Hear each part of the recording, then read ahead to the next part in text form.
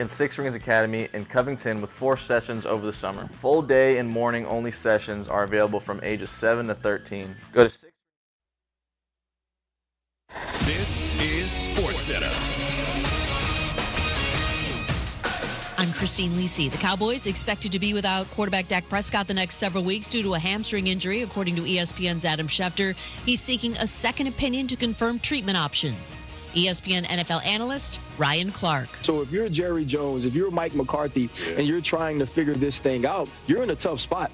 How are you expecting Mike McCarthy to win with a roster that from the beginning, from top to bottom, wasn't built to compete, and now your best football player on offense is also not available? Cowboys receiver CeeDee Lamb sprained AC joint, expected to have a chance to play against Philadelphia Sunday. Defensive end Micah Parsons could return this week from a high ankle sprain. The Saints fired head coach Dennis Allen following a 7th straight loss. Special teams coordinator Darren Rizzy named interim coach. The Cardinals getting the pass rush help they needed. Acquired pass rusher Baron Browning from the Broncos for a 2025 6th-round draft pick. NBA Spurs coach Greg Popovich out indefinitely because of an illness. Assistant Mitch Johnson, interim head coach for an indefinite amount of time, reports ESPN's Shams Charania, starting tonight at the Clippers. Hey, it's your resident Super Bowl champ, Chris Candy, coming up Tuesday. Cowboys, Bengals, Falcons, and Rams. I'll tell you which teams actually have hope and which ones are hopeless. It's Unsportsmanlike, 6 a.m. Eastern, right here on ESPN Radio, ESPN2, and ESPNU. Matt Moscona. I'm very important. After further review. Say it one more time. After further review with Matt Moscona. And here we go. Live from the Mercedes-Benz of Baton Rouge studio. Let's ride! Woo!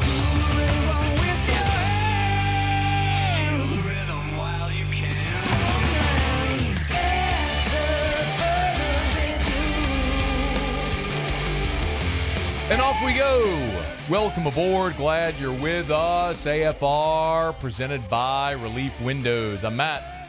Love you, Matt. Paul O'Neill. They're chanting Paul O'Neill's name. You so. And Mr. Toby Tom Plate.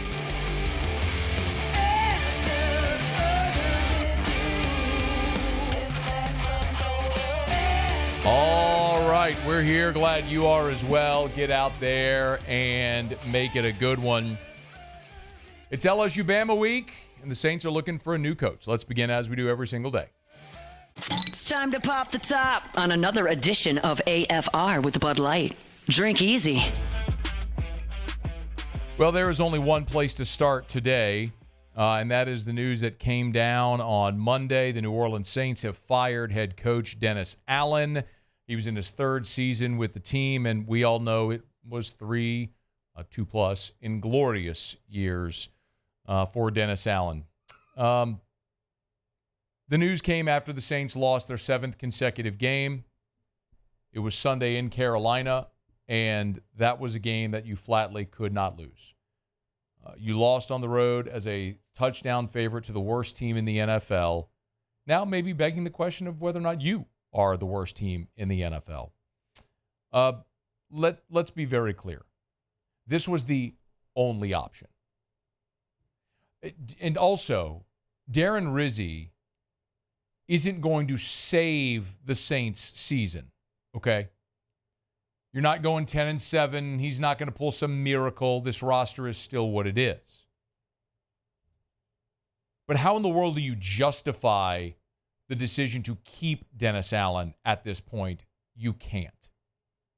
Ross Jackson, our guy from LouisianaSports.net, spoke to a player anonymously after the game in the locker room in Charlotte and asked if Dennis Allen was losing the locker room. This player told Ross Jackson, quote, "It's been lost."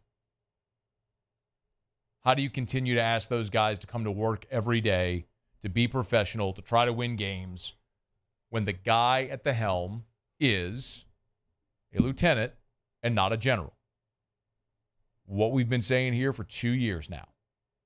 Great guy. Everybody likes him. Did great things with this organization as a defensive coordinator.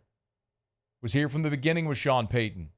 Left on his own path, Denver, Oakland, came back as a DC in 2015, a big part of the Saints' turnaround after those back-to-back-to-back 7-9 seasons. He was a big part of the turnaround.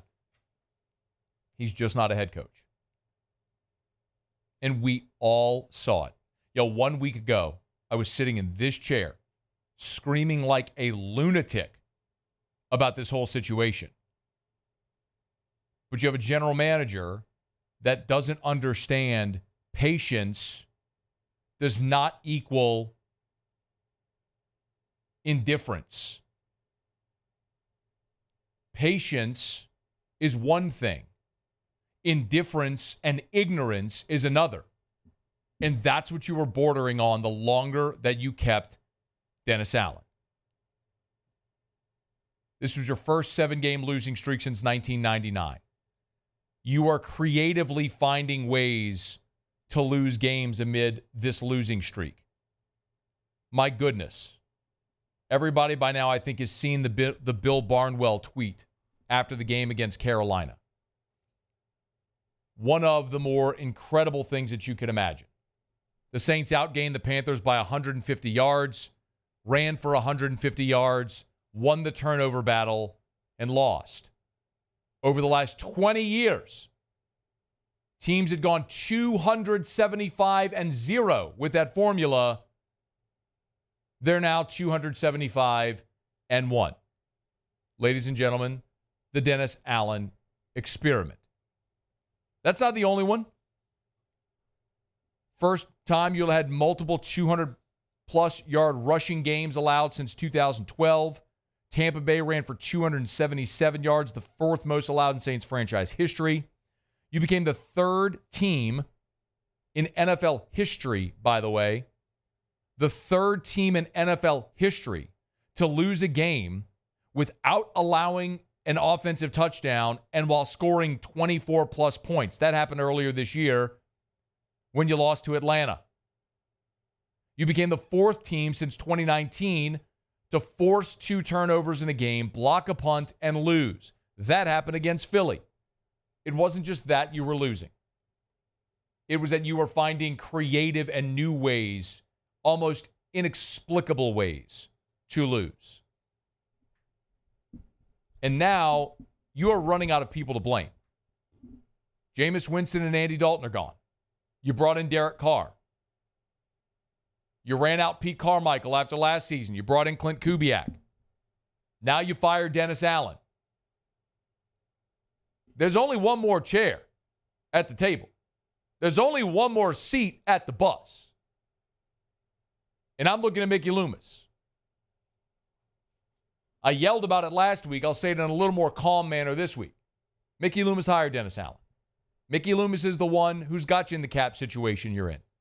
Mickey Loomis is the one who's organized the entire scouting staff that's put you in a position where you keep whiffing in the draft. Mickey Loomis is as culpable in all of this as anyone, because in every organization, the blame goes upwards. Ultimately, everything that goes wrong starts at the top, and that starts with Mickey Loomis. And my hope is Gail Benson has enough sense and fortitude to make this move as well this offseason. Because I'll tell you this much, I don't want him picking the next head coach.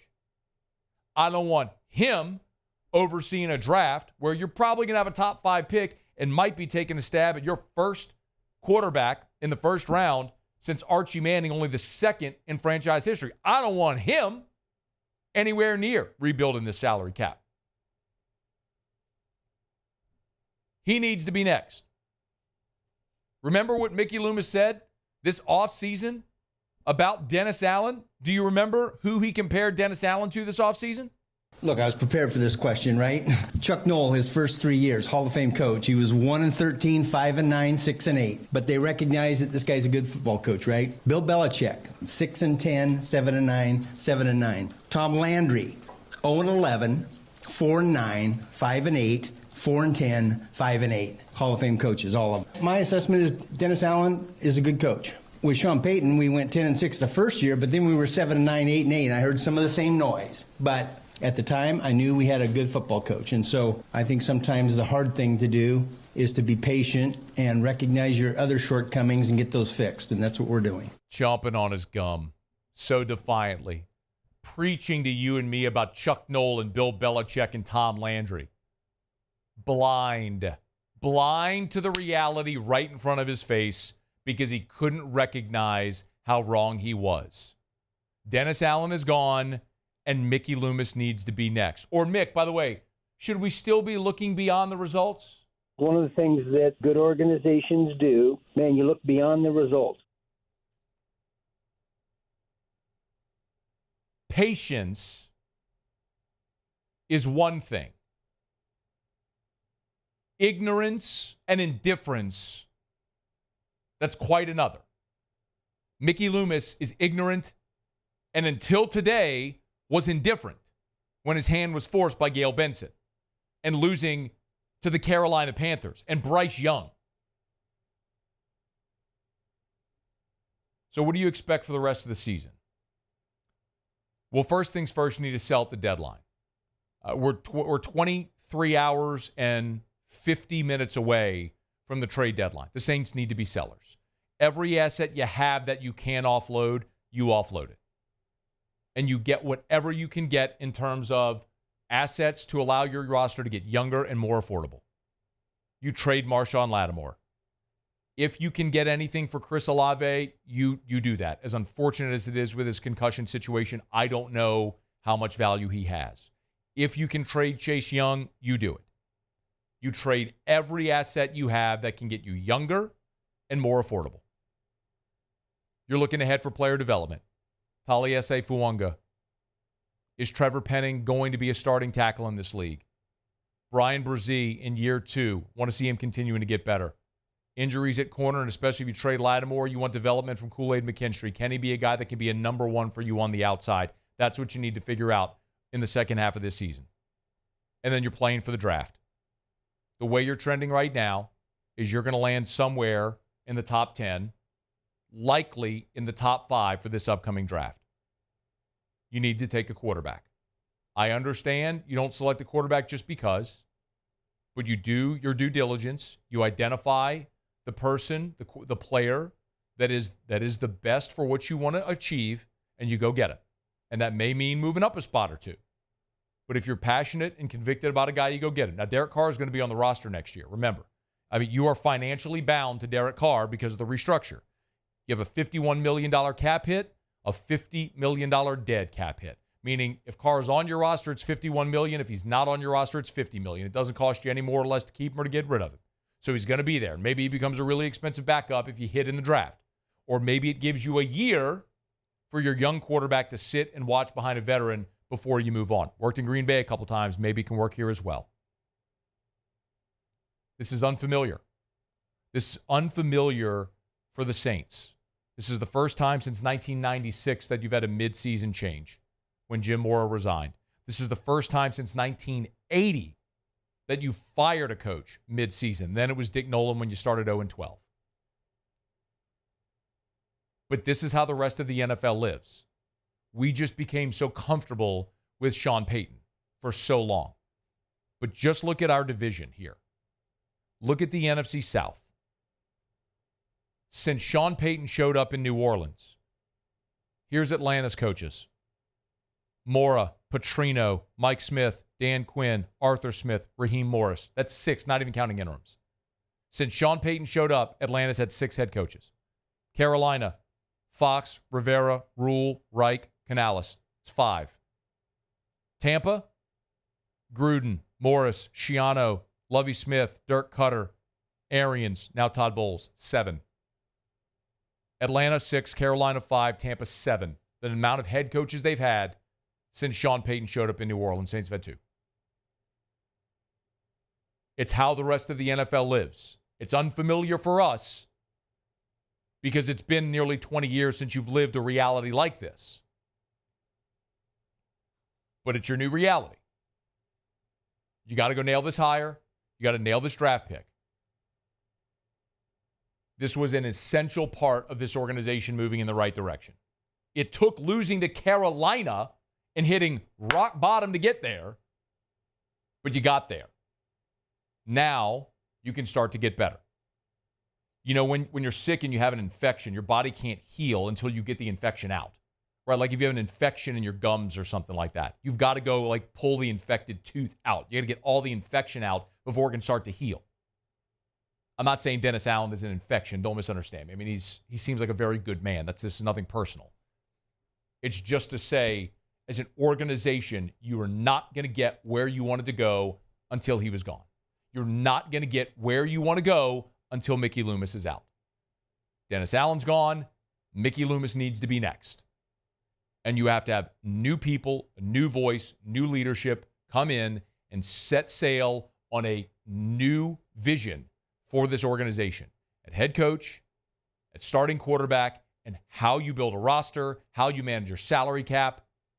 It all has to be new. And this is a big but essential part of getting to that destination. All right. You want to react? You can. Take plenty of reaction today. Email us, tweet us, text us, 225-396-4400, 396-4400, 396-4400. Lots of ways you can get involved in the show. Show opens brought to you by Bud Light. Drink easy with the great taste of Bud Light, the official beer of the New Orleans Saints, the official beer of the LSU Tigers, and, of course, the official beer of AFR. Having that game watch party, or maybe you're just raising a few glasses today to the future of the New Orleans Saints. A new future. Make sure it's ice-cold Bud Light, the official beer of the New Orleans Saints. All right, quick break. We'll take tons of your reaction all throughout the day today. And we've got to talk a ton of LSU, Alabama, as well as Brian Kelly and Kalen DeBoer started to set the stage for the big one Saturday night in Tiger Stadium. We'll get to it next. It's AFR. AFR. Brought to you by Darren James and Associates, brokered by LPT Realty. You know where to find them, agent225.com, agent225.com. If you are thinking about selling your home, you got to find Darren James. You got to call Darren James, 335-7666. Remember, there is no realtor in the state of Louisiana that sells more homes than Darren James. So if you're thinking about selling your home, why would you call anyone other than the realtor that literally sells more homes than anyone? It's Darren James. 335-7666, 335-7666, or agent225.com. And maybe you're sitting there thinking, I'll do the for sale by owner thing. You can do that, but 73% of people that list their home for sale by owner end up hiring a realtor. Why? A lot of different reasons, potentially. Save yourself the time and the money. Get to a closing table for the most amount of money fast. Call Darren James. It's agent225.com. Think real estate, think Darren James.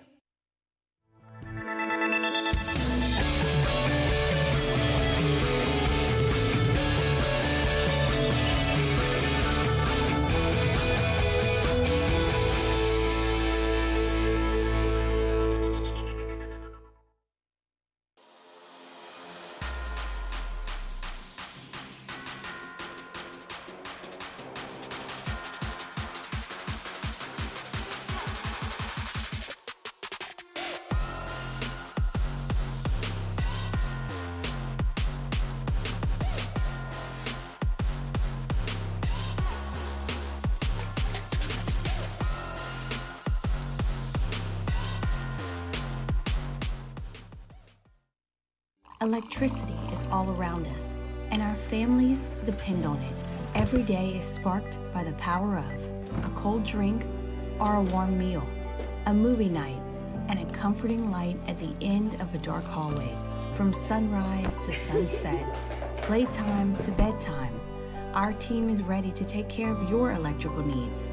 Even in the case of an after-hours emergency, the light in your life shines brighter with Mr. Electric. Hey, it's Matt Moscona. For years, you've heard me tell you about Insurance Network of Louisiana, helping you find better coverage for less money. But it's not just for your home and auto. They also offer commercial property. So, retail stores, professional offices like doctors, dentists, attorneys, clothing boutiques. Insurance Network of Louisiana can find you better coverage for less money. They service the entire state of Louisiana, and they're local. So call today at 293-0450 or lainsurance.net. Jerry and Benny Payne began Central Plumbing Company out of their driveway in Tanglewood subdivision. 50 years later and 4 generations down the road, we continue to serve Baton Rouge and the surrounding areas for all of their plumbing needs. Residential, commercial, industrial, or hospitality, Central Plumbing is here 24/7, 365. We want to thank our customers, family, and friends for 50 years of success. and looking forward to 50 more. I've been doing business with Luba for 25 years. They're dependable, trustworthy. It's just the attention to detail with our clients. Our folks have years and years of experience. They're highly trained professionals, but many companies have that asset. What I'd like to think makes Luba a bit different is that we use those talents in a way that truly is dedicated to serving the needs of the folks who depend on us. Bayou Ford has the new inventory to get you in a new Ford truck or SUV today, or customize your next vehicle just the way you want. All new Bayou Ford vehicles. After further review, presented by Relief Windows. Windows, doors, siding, and oh yeah, they also do interior shutters.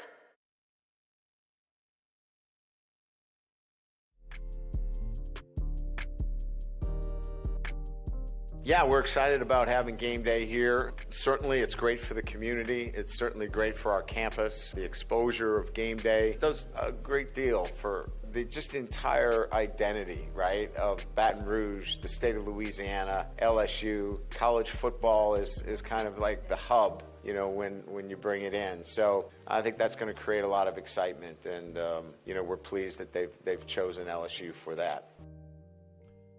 Brian Kelly on Monday, kicking off LSU-Alabama week. Game day will be here. Hunt Palmer has a piece up over at LouisianaSports.net kind of opining on who might be the celebrity guest picker. Lots of good choices. By the way, the Cincinnati Bengals happen to play on Thursday this week. So a certain quarterback-receiver combo, maybe one of the other, could be in town for that game. Wouldn't be a bad idea. Maybe a famous gymnast, her famous boyfriend who throws a little round ball. Lots of options. You got options. A certain bald-headed radio host that yells about Alabama burning. No, we're not too big on that one. No, maybe not. What if you could do a Bama is burning on College game day? It'd be so epic. If only they'd give me the opportunity. Yeah. If only they would. If only they would give me the opportunity. Big ratings number there for them. Yeah. Muse, you sound like your moonshine and guns bachelor party did a number on you. The Moonshine and Guns bachelor party was fantastic. Okay. We had a good run up there in East Tennessee for 3 days. Sounds like it. Yeah. My guy's hurting today. He's playing hurt. Respect him though. Tell you what, man. It's Bama week and the Saints fired their coach. He got us behind to work. I respect it. It is LSU-Alabama week. In these parts, obviously, the biggest time of year is football season. If you're an LSU fan, the biggest week of the football season is when you play Alabama, because this game for almost 2 decades has just meant so much. Generally speaking, it's at a point in the schedule here in November where it's a pendulum swing game. If you win it, you got a chance for all of your goals. If you lose it, your goals go away. And more often than not, over the last decade plus, LSU has lost this game. But last time they were in Baton Rouge, the Tigers won it. This is going to be a series of firsts for the LSU-Alabama game, y'all. First time, obviously, LSU and Alabama will play without Nick Saban on the sideline since 2007. That much you know. How about this? This will be the first time that LSU and Alabama both enter this game with 2 losses since 2006. The year before Nick Saban showed up is the last time both teams had 2 losses. So while a lot of these years LSU was playing to save its season against Alabama, this is the first time that Alabama is playing, by and large, to save its season since that one. Now, 4-team playoff, I understand 2 years ago they had lost to Tennessee. They came here, but still, it's a very different feel for this game than we've seen. And oh, by the way, I'm not sure if you've looked at the Gulf, but they're projecting a tropical storm to hit Louisiana Friday night, Saturday morning. So this could be the first time that LSU and Alabama play in the rain since 1979. I asked a lot of people who have been longtime followers, supporters of LSU, when the last time they can remember LSU, Alabama in the rain. And that 3-0 game on a rainy, cold day in Tiger Stadium. If you're an LSU football historian, you'll remember it. But I wasn't alive in '79. I was born in '82. But I've heard plenty of stories about it. It was a day where LSU had everything out in front of it, and they, in a cold, rainy day in Tiger Stadium, got nothing going offensively. A defensive battle, and Bama won it 3-0. But that was a rainy day in Tiger Stadium. It's the last time LSU and Alabama have played in the rain. So this is going to be different, certainly. Brian Kelly met with reporters coming off the bye week and kind of talked a little bit about what they did over their open date. Obviously coming off of an open week, gave our guys an opportunity to certainly recover, but work on those things that we needed to get better at from the A&M game. And I think they're pretty obvious, right, in terms of, our ability to have balance on offense, the quarterback running game, special teams, consistency in that area, were all focused opportunities for us during the bye week. The quarterback running game is the thing that we're all going to talk about. Because the last two times we saw LSU play football, we saw such a stark contrast in the result. Against Arkansas, you went up to Fayetteville. You knew what you were going to face with Taylor Green and Jaquindon Jackson. You held Arkansas to 38 rushing yards. You smothered them. Against Texas A&M, you were executing your game plan against Connor Wegman brilliantly. They make the change with about 8 minutes to go in the third quarter to Marcel Reed. You know the rest of the story. They score on 5 straight drives, and you end up getting run out of the building. Like you had never even seen a running quarterback before. Well, now, literally the best running quarterback in college football is coming to Baton Rouge. You've had 2 weeks to prepare. How do you do for it? How do you do with it? It's so interesting when you look at Jalen Milroe in his game log this year, because it's just very obvious what he is and what he is exceptional at doing. His best running game of the season was against Georgia. 16 rushes for 117 yards. The 4 opponents since all said, you ain't beating us running the ball. In the 4 games since, against Vanderbilt, 7 rushes, 10 yards. South Carolina, 18 rushes, 36 yards. It ain't like they ain't trying. Against Tennessee, 14 for 11. And against Missouri, 11 for 50. So, look, man, they're trying. Other teams are committed to not letting him beat them running the football. How can LSU do it? We'll see. Flip side of it is LSU's got to get its running game going, we know. Last time we saw the Tigers against Texas A&M late in the second quarter, senior offensive guard Garrett Dellinger left with an ankle injury. Brian Kelly gave an update. Was Garrett Dellinger's ankle sprain the kind that would require did it require a surgery? Yeah, he had a tightrope surgery, so he will be out for this weekend's game against Alabama. Now, for whatever it's worth, Kelly did say they're optimistic that they can get Dellinger back next week against Florida. But Garrett Dellinger out against Alabama, and that's a big deal. I am not going to downplay the importance. Garrett Dellinger has played in 41 games. He's started 30 times in his career. He's been on the big stage. And to this point, if you look at Pro Football Focus grades, he is your highest graded offensive lineman and your highest graded run blocking offensive lineman. He and Will Campbell are neck and neck. So I'm not going to downplay that. It is a dramatic drop-off from Dellinger to Paul Mabenga. Now, when you played Texas A&M, we talked about the Aggies losing Chase Basantis, their starting left guard. And they started a true freshman in his place. Didn't seem to matter. They didn't miss a beat. You've had 2 weeks to prepare knowing this was going to happen to get Paul Mabenga ready to go. We'll see how it looks. Here was Brian Kelly on Mabenga's development.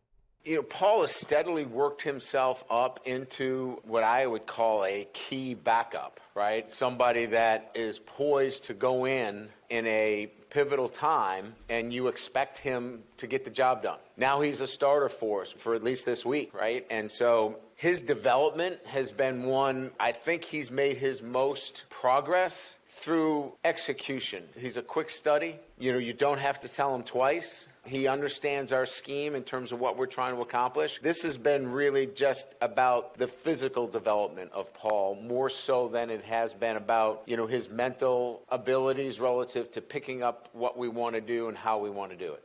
Here's the good news, if you're looking for it. You want the positive spin. LSU has struggled to run the football. We've all talked about it all season long. Alabama is 68th in the country against the run. That is, statistically, the worst run defense you will have faced up into this point in the year. Ole Miss, Texas A&M, UCLA, Arkansas, all top 20. Well, Arkansas last week was around 30. But the other 4 I mentioned, all top 20 in the country in run defense. So, yeah, you struggled, but you've played good run defenses. Alabama is statistically the worst run defense you will have faced up into this point in the season. Can you get going? We'll see. One more injury update. Brian Kelly talked about C.J. Daniels. Remember, who was injured, gave it a go against Texas A&M, but couldn't finish the game. Here's the update. So CJ is much better than he was, obviously, going into the A&M game. And I thought he did a terrific job getting himself ready. I thought our training staff did an incredible job, our doctors, in helping him get ready for a game. Unfortunately, he couldn't answer the bell in the second half, but he's further along. You know, we don't have to put out a report, but I would say he's much better than he was a couple of weeks ago, and the expectation would be that he's going to be able to help us. LSU and Alabama all week long. We are going to break down every angle of this game, every which way. The loser gets hung their third loss. They're out of the playoff conversation. The winner very much has a heartbeat. You're LSU, you win this game at home. You got a road game against Florida against their third-string quarterback. You come home against Vandy in Oklahoma. You win out. You're a 10-2 football team, 7-1 in the league, and you're probably playing in Atlanta for the SEC championship. You lose this game, 3 losses, you're hoping for the Citrus Bowl. Bottom line, it's what it is. Everything's on the line. One more thing I'll point out. Alabama 6-2, 2 losses, both in road conference games. To this point, Alabama has played 2 road conference games. They lost them both. At Vanderbilt, at Tennessee. Now they got to come night game in Baton Rouge. Dramatically different environment than the 2 previous ones they've already faced. See if the Tigers can get it done. Monday show is brought to you by Relief Windows, reliefwindows.com. We're glad to have you hanging out with us here. We're not going to break, go around the SEC. I'm going to get tons of reaction today, of course, to the news that Dennis Allen fired as the New Orleans Saints head coach. So I see it coming in. Email, tweet us, text us, 225-396-4400, 396-4400. And in 30 minutes from right now to start hour number 2, of course, everybody does their candidates list. I'll give you a handful of names that I think are worth watching. We'll get into that as we continue. It's AFR. AFR. Brought to you by the Watermark Hotel and the Renaissance Hotel. 2 amazing hotel properties, Watermark downtown, Renaissance Southtown. Y'all, Friday, you know where the LSU Tigers will be. Home for the first time since the Ole Miss game. Think about that. Been a minute since the Tigers. That was the last time LSU played at home.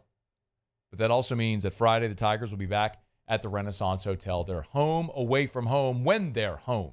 Every Friday night before every home football game, LSU packs up and they move over to the Renaissance Hotel right there on Bluebonnet. It's big enough and sprawling enough, not only with enough guest rooms to host the entire football program, but also all the meeting space they need. Of course, the giant ballroom that they convert into where they have full team meetings, team dining as well. They have the individual position breakout rooms as well. The Renaissance can configure their space to host any event you have, even an entire college football program. Watermark downtown, the Renaissance Southtown. It's the Renaissance Hotel on Bluebonnet. When you can't rely on technology, you can rely on Mountain Cold Refreshment. Dave's back on. Coors Light. Choose chill. It's no secret. The best oysters in Baton Rouge are at Jolie Pearl Oyster Bar. Enjoy mouth-watering South Louisiana flavor and oysters from all over the country. And don't forget our nightly drink specials.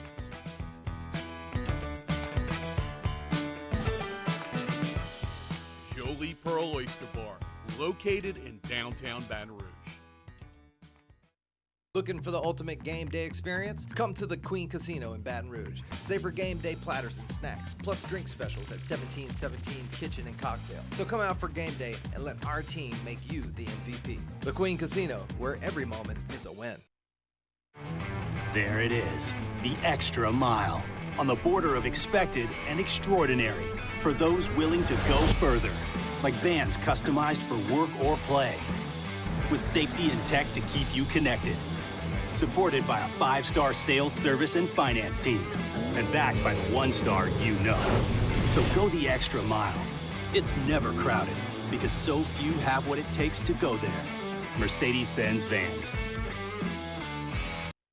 Dylan Cruz here to tell you about Six Rings Baseball and Softball Camp. If you live on the North Shore and play ball, go to Six Rings Camps with former LSU assistant coach Dan Canaveri. His knowledge is second to none, and your child will improve and have fun doing it. Camps were held at Coquille Park and Six Rings Academy in Covington with 4 sessions over the summer. Full day and morning only sessions are available from ages 7 to 13. Go to sixringsbaseball.com or call 985-206-9096. Learn the game to love the game. Gulf Coast Office Products is a nationally recognized Savin office equipment dealer based right here in Louisiana. Over 100 employees strong, Gulf Coast has the boots on the ground to support all vertical markets from education, engineering, legal, and finance. With the latest in office technology from desktop to production segment units, Gulf Coast and Savin have the perfect fit for you. Call 225-756-2644. That's 756-2644 for Gulf Coast Office Products. Breck teamed up to reimagine your parks, and you imagined big. With your help, we went to work, creating 12 beautiful community parks across the parish. A family-sized water park, miles and miles of trails, and parks just for your dogs. There are more places to splash, to explore, to run wild, and even soar. You imagined, we delivered. After further review, presented by Relief Windows. Windows, doors, siding, and oh yeah, they also do interior shutters. Frustrating outcome for the New Orleans Saints, something that they absolutely did not want to happen, especially considering the start. They started 2-0, looked to be one of the best teams in the NFL, one of the most electric teams in the NFL. Instead, it was all downhill.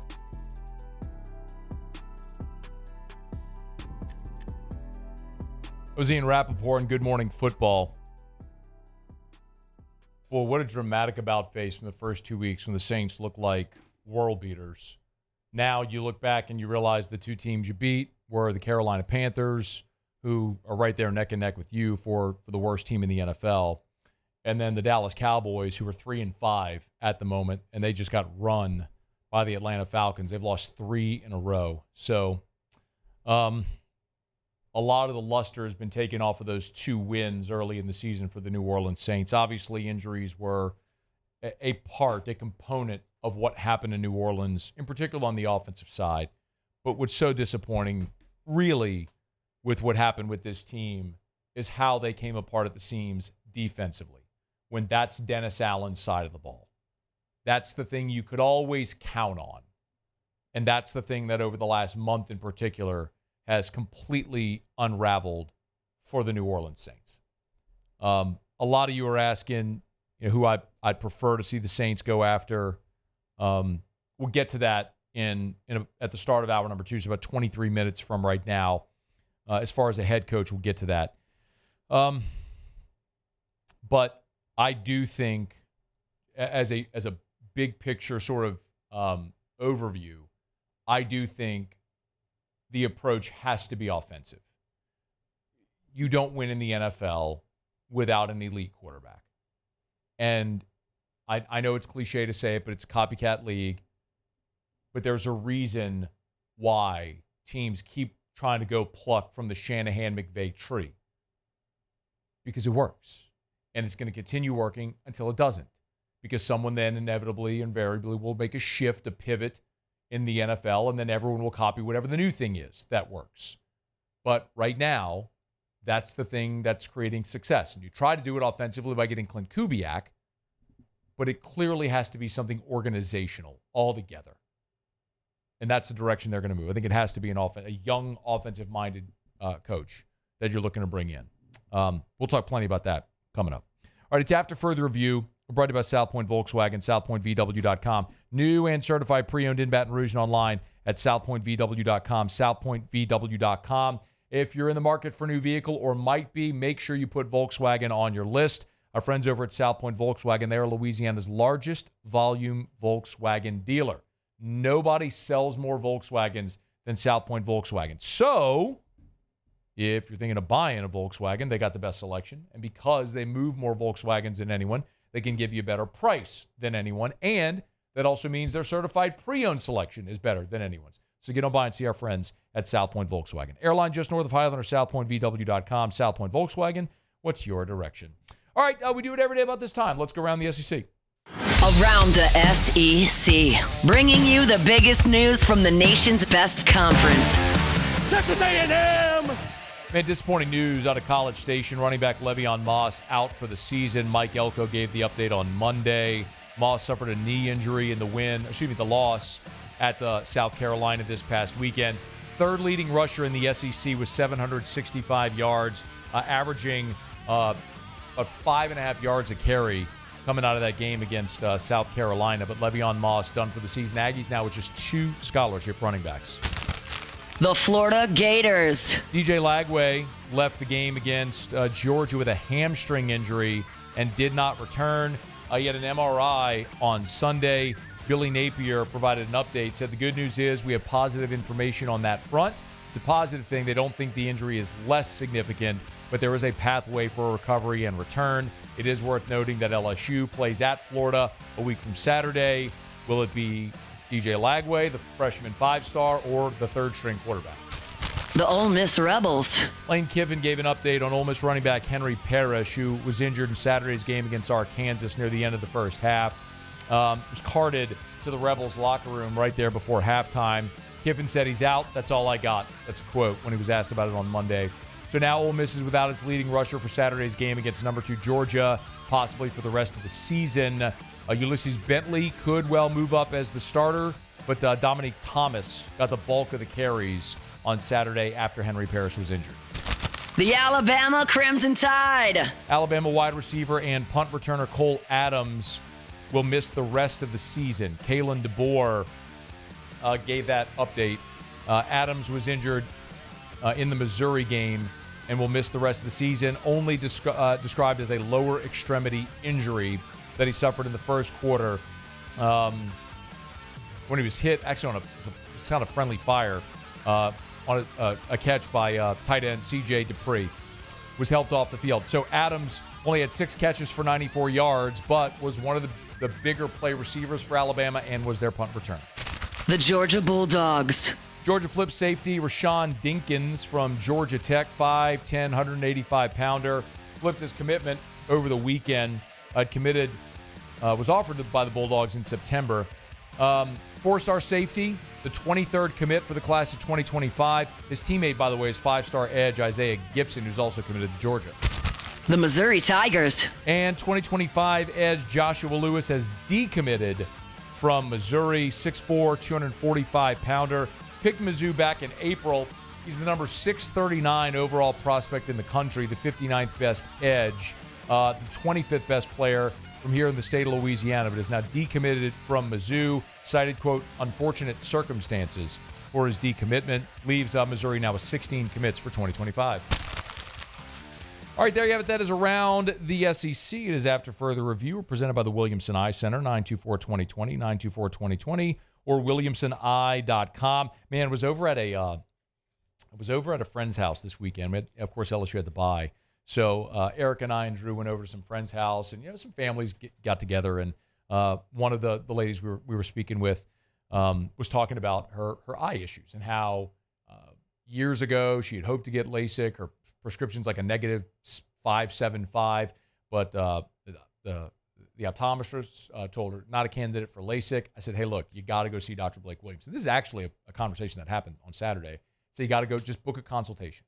It's a thing that I preach every single day, because ophthalmology has expanded so much over the years. Maybe 30 years ago, like my dad had RK. Well, just think about how far ophthalmology has come. I mean, there's constantly these new developments. Like I told her about Evo ICL.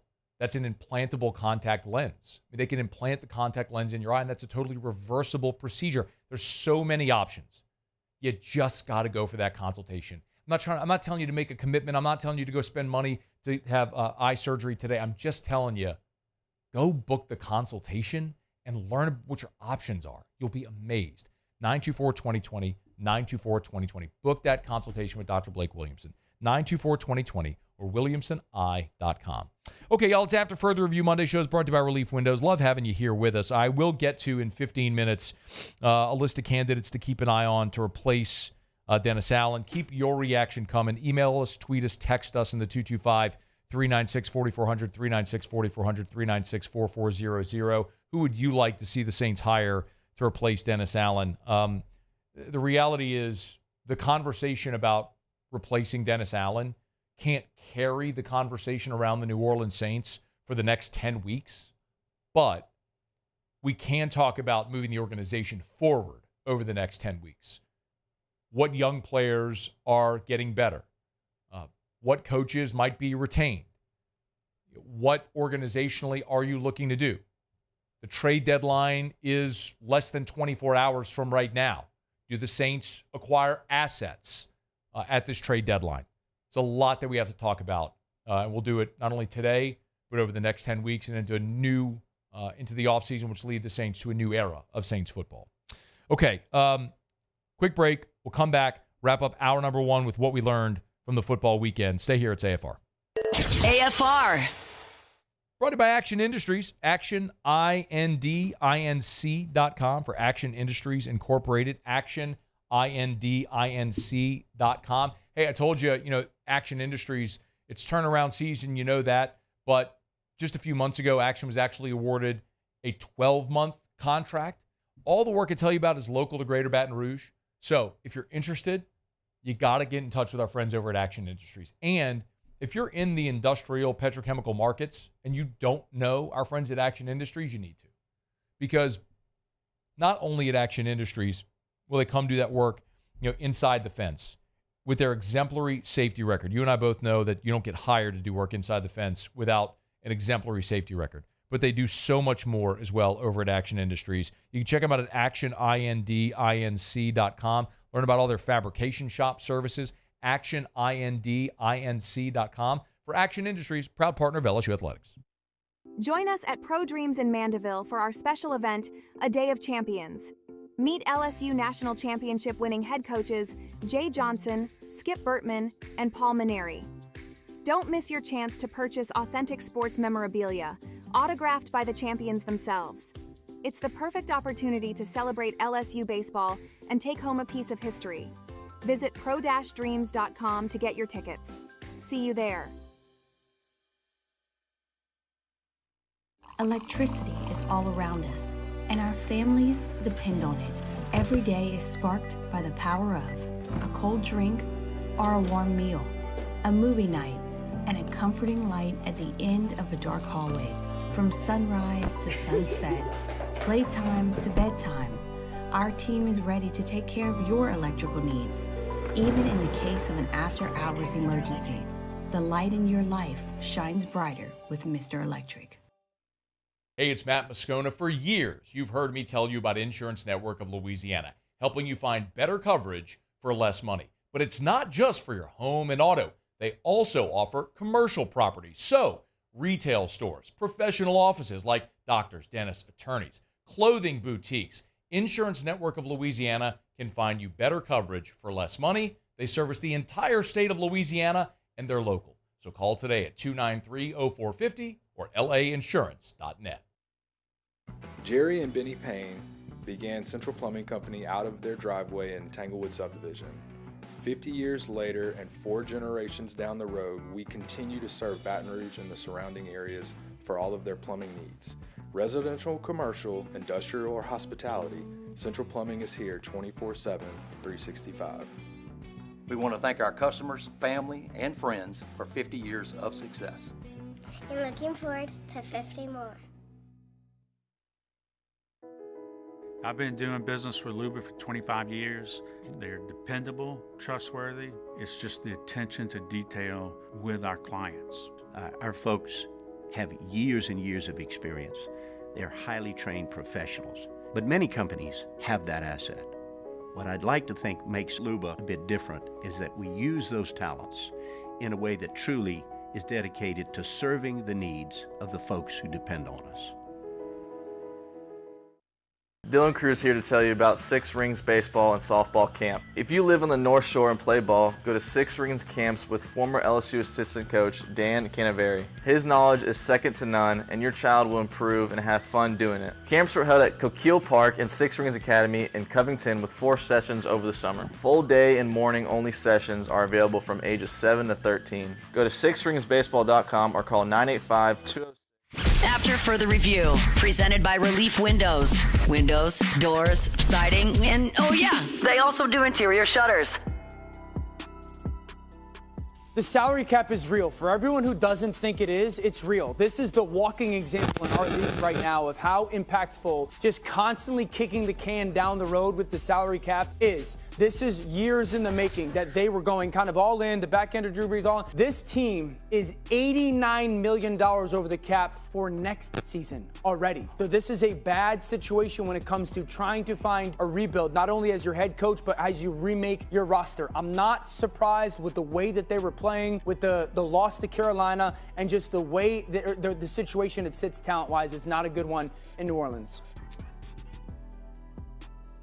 Dan Orlovsky on Get Up, he's not right about the $89 million, or at least it's debatable. The number that Spotrac has right now is $77 million. It was, I don't know what happened here, but it was, last week it was 72.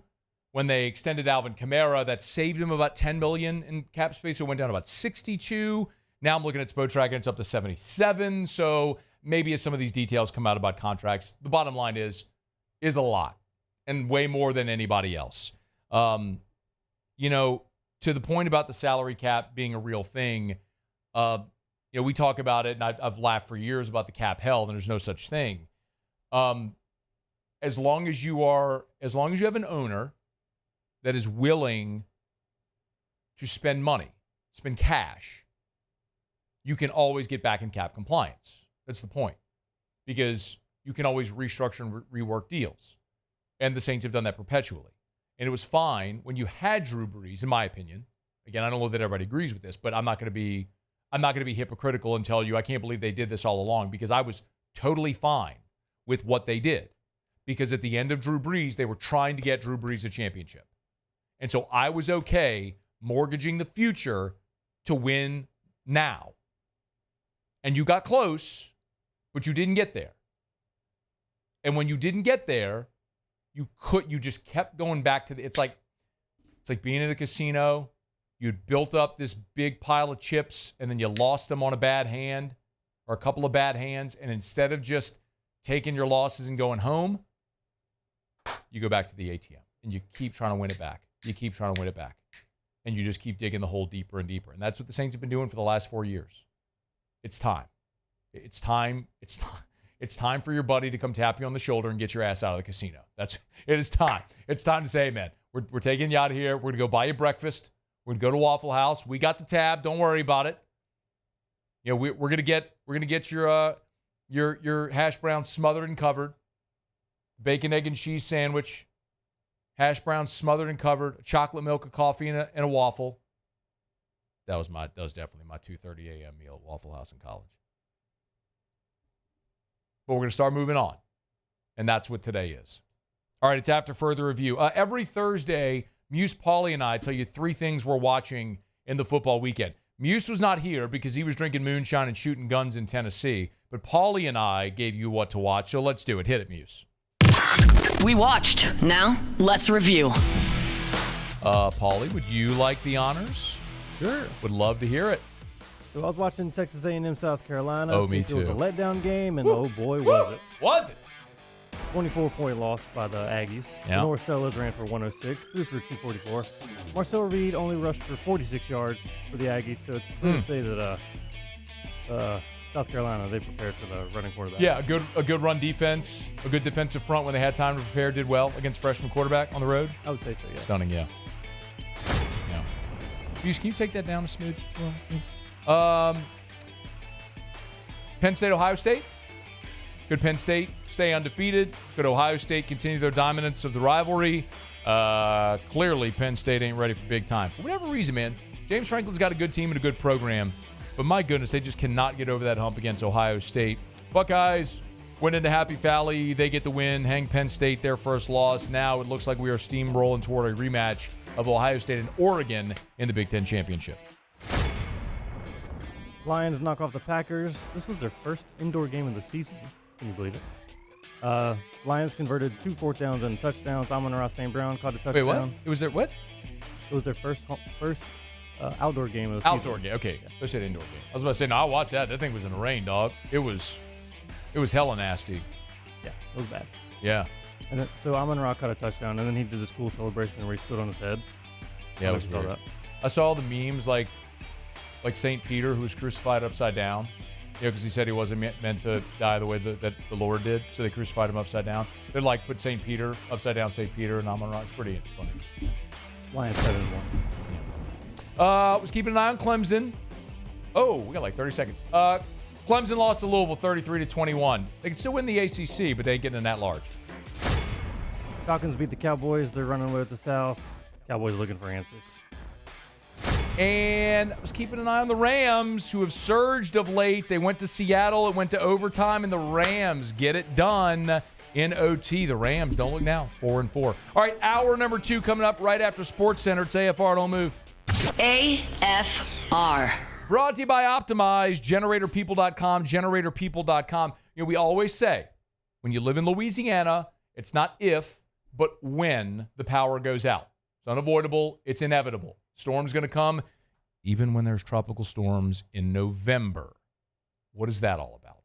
Well, what if the storm, not that I'm hoping for this, but what if the storm comes on Saturday morning or Friday night, knocks your power out, LSU's playing Alabama Saturday night, and you don't have power? Guess who's not going to have that issue? Your boy. Because we have a Generac automatic home standby generator at our house. Power goes out, boom. Generator powers on. Powers everything in the home as if nothing ever happened. You want to learn more? Go to GeneratorPeople.com. Turnkey installation, upfront pricing, it's a price quote guarantee, and then with a $600 deposit and financing for any budget, you stay in charge of your finances. GeneratorPeople.com.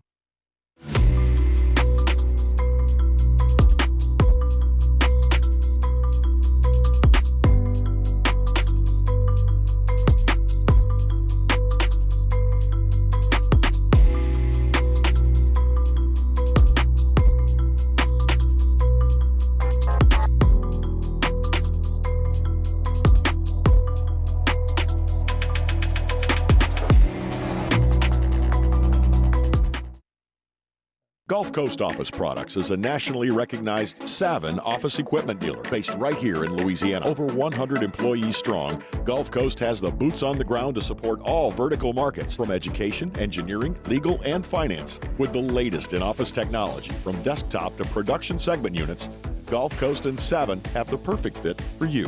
Call 225-756-2644. That's 756-2644 for Gulf Coast Office Products. Breck teamed up to reimagine your parks, and you imagined big. With your help, we went to work, creating 12 beautiful community parks across the parish. A family-sized water park, miles and miles of trails, and parks just for your dogs. There are more places to splash, to explore, to run wild, and even soar. You imagined, we delivered. Gold. Breck, your #1 park system in the nation. Electricity is all around us, and our families depend on it. Every day is sparked by the power of a cold drink or a warm meal, a movie night, and a comforting light at the end of a dark hallway. From sunrise to sunset, playtime to bedtime, our team is ready to take care of your electrical needs, even in the case of an after-hours emergency. The light in your life shines brighter with Mr. Electric. Hey, it's Matt Moscona. For years, you've heard me tell you about Insurance Network of Louisiana, helping you find better coverage for less money. But it's not just for your home and auto. They also offer commercial properties. So, retail stores, professional offices like doctors, dentists, attorneys, clothing boutiques. Insurance Network of Louisiana can find you better coverage for less money. They service the entire state of Louisiana, and they're local. So call today at 293-0450 or lainsurance.net. Jerry and Benny Payne began Central Plumbing Company out of their driveway in Tanglewood subdivision. 50 years later and 4 generations down the road, we continue to serve Baton Rouge and the surrounding areas for all of their plumbing needs. Residential, commercial, industrial, or hospitality, Central Plumbing is here 24/7, 365. We want to thank our customers, family, and friends for 50 years of success. And looking forward to 50 more. I've been doing business with Luba for 25 years. They're dependable, trustworthy. It's just the attention to detail with our clients. This is SportsCenter. I'm Christine Lisi. ESPN's Adam Schefter's reporting. Cowboys quarterback Dak Prescott's expected to miss several weeks with a hamstring injury. He is seeking a second opinion to confirm treatment options. Yesterday, owner Jerry Jones said they were mulling options to improve ahead of the deadline. They might want to rethink that, advises ESPN NFL analyst Dan Orlovsky. Without Dak Prescott, they don't have a chance. And, you know, if he's going to go on IR, I think the Cowboys, Jerry Jones, have to be very real and honest about where their football team sits right now. This was not a good football team with their starting quarterback. And if he's going to go on IR, then I think they got to ask themselves the very difficult question of, should we entertain trading players like Zach Martin and building to the future? The NFL trade deadline is tomorrow. Baseball from ESPN's Jeff Passan. Right-hander Garrett Cole will remain with the Yankees on the 4-year, $144 million deal he opted out of over the weekend. Discussions on a potential extension will continue. NBA sources tell ESPN's Shams Charania Spurs coach Greg Popovich sidelined indefinitely by an illness. Assistant Mitch Johnson will be interim head coach. Hey, it's your resident Super Bowl champ, Chris Candy, coming up Tuesday. Cowboys, Bengals, Falcons, and Rams. I'll tell you which teams actually have hope and which ones are hopeless. It's Unsportsmanlike, 6 a.m. Eastern, right here on ESPN Radio, ESPN2, and ESPNU. Matt Moscona. I'm very important. After further review. Say it one more time. After further review with Matt Moscona. And here we go. Live from the Mercedes-Benz of Baton Rouge studio. Let's ride!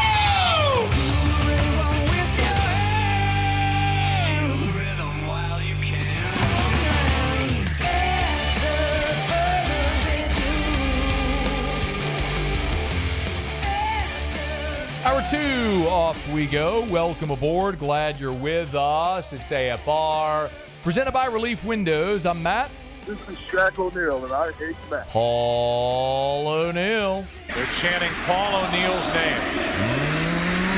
name. You, sir. And Mr. Toby Tumpley.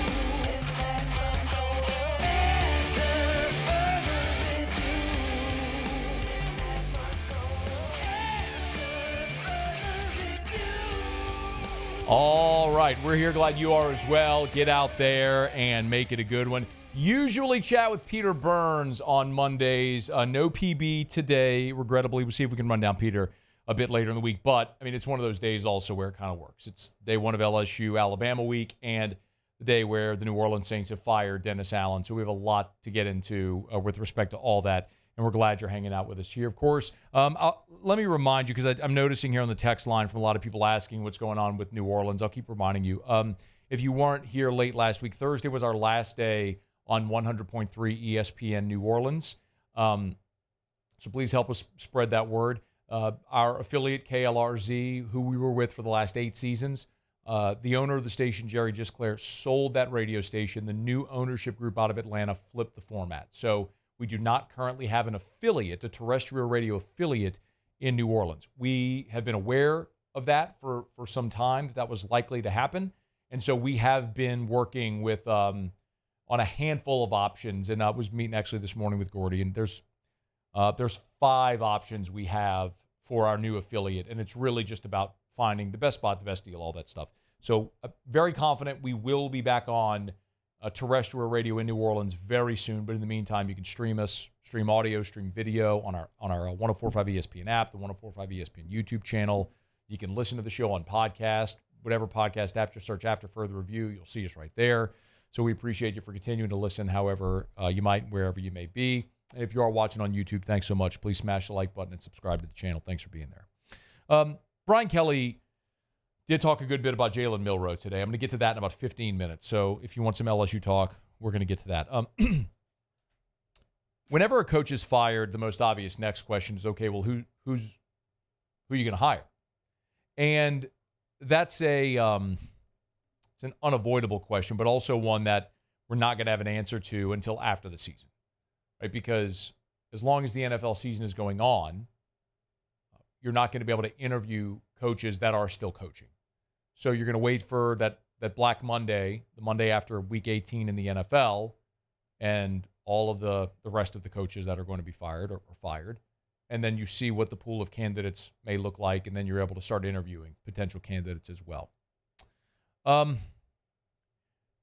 I think the conversation about who the Saints might hire has to start with what other coaches get fired. Here's what I mean. Every year, there are going to be sort of hot candidates in the coaching pool. Like none bigger this year than Ben Johnson. So Ben Johnson is the offensive coordinator for the Detroit Lions. He's from that whole Shanahan-McVay tree, and with all the success you've seen that they've had in Detroit, naturally, Johnson is going to be a very hot name. He was a guy that was offered head coaching jobs last offseason, decided to stay in Detroit for another year. But that only happens for so long before ultimately you accept one of these head coaching jobs. And that's probably going to happen after this year for Ben Johnson. But the other good thing when you're Ben Johnson and you're the guy everybody wants is you have options. You don't have to take a job just because it's offered. You have options. So when you look at the New Orleans Saints right now, yes, the Saints are looking to hire a head coach. But when that Black Monday comes in the NFL, the real question is how many other jobs are going to be available? This is obviously nothing official, but this is from bookies.com. So take it for what it's worth, but this is just an odds maker that put out odds for the next fired head coaches in the NFL. At the top of the list is Brian Daboll. So you're talking about the New York Giants. Doug Peterson in Jacksonville. Mike McCarthy in Dallas. Kevin Stefanski with the Browns. Matt Eberflus with the Bears. Zach Taylor with the Bengals. Nick Sirianni in Philly. And then Mike McDaniel with the Dolphins.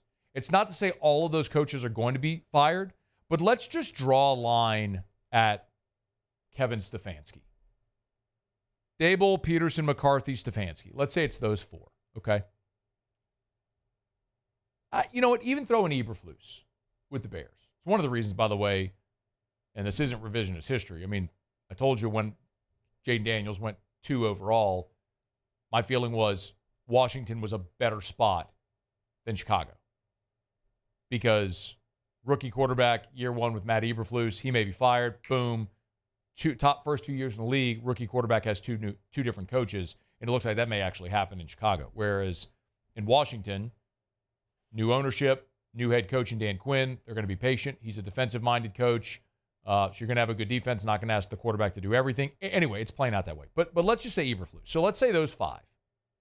Giants, Jags, Cowboys, Browns, Bears. Let's say those 5 fire their coaches, and then the Saints are in that pool. Where would you rank the Saints among attractive jobs? Among those?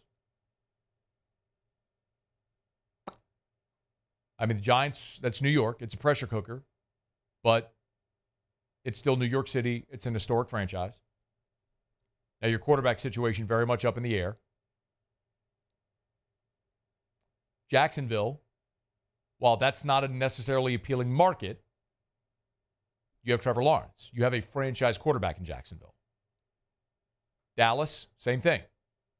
Incredible expectations and an owner that's meddling, but it's Dallas. It's the most popular professional franchise in sports, and you have a franchise quarterback in Dak, who they've won a ton of games. They just haven't had the playoff success, and you just extended him. So he's not going anywhere. The Browns, you could have an argument. You gave Deshaun Watson the worst contract in NFL history. quarter billion dollars guaranteed. That roster is nowhere near being ready to compete to win.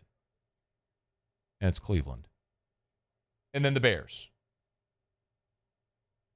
Tough division with Minnesota, Detroit. I mean, Detroit's maybe the class of the NFL right now. Minnesota, even with a backup quarterback, and Sam Darnold is playing better. Maybe you have your future there. And J.J. McCarthy, we'll see. And then Green Bay with Jordan Love. So the Bears are probably fourth in their division right now, but you do have your franchise in Caleb Williams. All that to say, the Saints are nowhere near the most desirable job. So, listen, it's still an NFL head coaching job.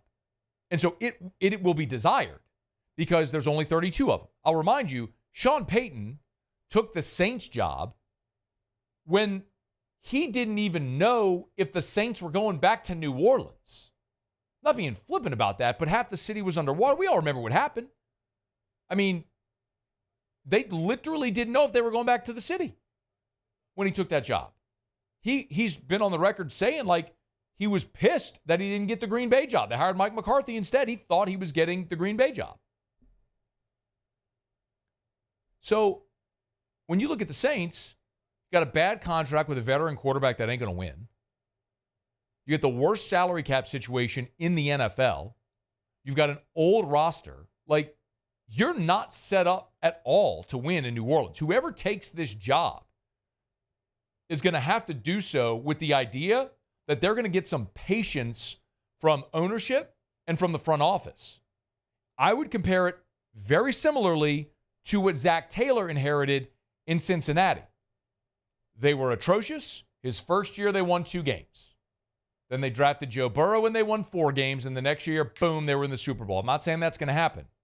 But I do think the Saints, provided this season finishes the way I think we all think it's going to finish, you go draft your franchise quarterback. You're going to have a top 5 pick. You'll be in line to draft the franchise quarterback, which you have to do. And maybe that player sits for a year behind Derek Carr, because Derek Carr is not going anywhere next year. He's $50 million against the cap. His dead number is $51 million. So he ain't going nowhere. I think I actually reversed that. He's 51 against the cap. Dead number is 50. So he ain't going anywhere. You are financially bound to Derek Carr next year. Maybe he's the most expensive backup in the NFL, or maybe he's your starter and it allows your rookie to come in and sit behind him. But you have got to go draft a quarterback with your top 5 pick this year that we're all projecting you're going to have. So, who are the potential candidates? Our guy Ross Jackson, I'll lean on him. Ross Jackson over at LouisianaSports.net. Ross has his piece up if you want to go read it. He lists his 5 candidates and then some others that you should consider. It's all there at the website. He gives a full explanation of all of it. But the first one he mentions, as we said, Ben Johnson first, Brian Flores, the Vikings DC second, Liam Cohen, Tampa Bay Bucks OC, Bobby Slowick, OC with the Texans, also from that Shanahan-McVay tree, and then Aaron Glenn, he mentions, another defensive guy, the Lions DC, of course, who's got a lot of experience in New Orleans as well, went with Dan Campbell to Detroit, where he's been the defensive coordinator, been quite successful. But my intention is, generally speaking, if you had a defensive-minded coach and that failed, you do the opposite. You had a defensive-minded sort of players coach, substitute teacher retread. I want the opposite. I want a young, innovative, offensive-minded first-time head coach. Go try to find Shanahan. Go try to find McVay. Go try to find the next one in that. Go try to find your Kevin O'Connell. Go try to. Maybe you miss. But there's a path that's working, a pattern that's working in the NFL. So go find your version of that. The same website we just alluded to there, bookies.com. When you look at what the odds are for the next New Orleans Saints head coach, and again, there's a lot of different sites that you could look at. I'm just looking at this one just to kind of give you some semblance of a perspective of what the perception is, some of the names being discussed. The best odds is actually Joe Brady, the Bills OC. Young, offensive-minded. Adam Stenovich, the Packers OC. The actual list, Drew Brees is the third best odds. Then Mike McCarthy, Bobby Slowick, Mike Vrabel, Brian Flores, Doug Peterson, Ben Johnson way down the list at plus 1,400, and that's because obviously he's going to have better options. Kevin Stefanski, Nick Saban, and then Bill Belichick down at the bottom as well, just to have a flyer on those guys. Chances are, because you're not going to be a desirable head coaching job, you're going to get a young offensive-minded guy who isn't at the top of everybody's list, or you're going to get a retread that's ready for another chance. But you just went down that road with Dennis Allen. I don't think you want to walk that path again. All right, let me know your thoughts. Email us, tweet us, text us, 225-396-4400, 396-4400, 396-4400. When I got a quick break, Monday shows are brought to you by Relief Windows and ReliefWindows.com. Windows, door, siding. Oh, yeah, they do shutters as well. Relief Windows and ReliefWindows.com. No Peter Burns today, so I have plenty of time to get in your reaction as well to the Dennis Allen firing, what the Saints do next, and also as we push off from the dock here on LSU-Alabama week. When we come back, Brian Kelly spent a good bit of his Monday presser talking about Jalen Milroe. I want to talk about that next. It's AFR. After further review. Get Gordon and get it done. Gordon McKernan Injury Attorneys. If you've been injured in an accident, it's not your fault. Do what injured people in our state have done for 30 years. Go to getgordon.com, getgordon.com. Of course, you can call 888-8888, 888-8888 for Gordon McKernan Injury Attorneys all over the state of Louisiana. Of course, I love telling you about members of the G Team and all the fun stuff that they're doing with their NIL partnerships. There's some really cool G Team videos that they published last week with West and Witt Weeks, new members of the G Team, the Brothers Weeks, as it were, trying to pronounce Louisiana words like Natchitoches and Tchoupitoulas. You could imagine for a couple of Georgia boys how that went. But you go check it out on Gordon's social media. They like to have a lot of fun and put out a lot of great content. So go to any of the social media platforms. It's at GetGordon, at GetGordon. You can always go to getgordon.com, getgordon.com to get more information. If you've been injured in an accident, you know what to do. Go to getgordon.com. Get Gordon and get it done.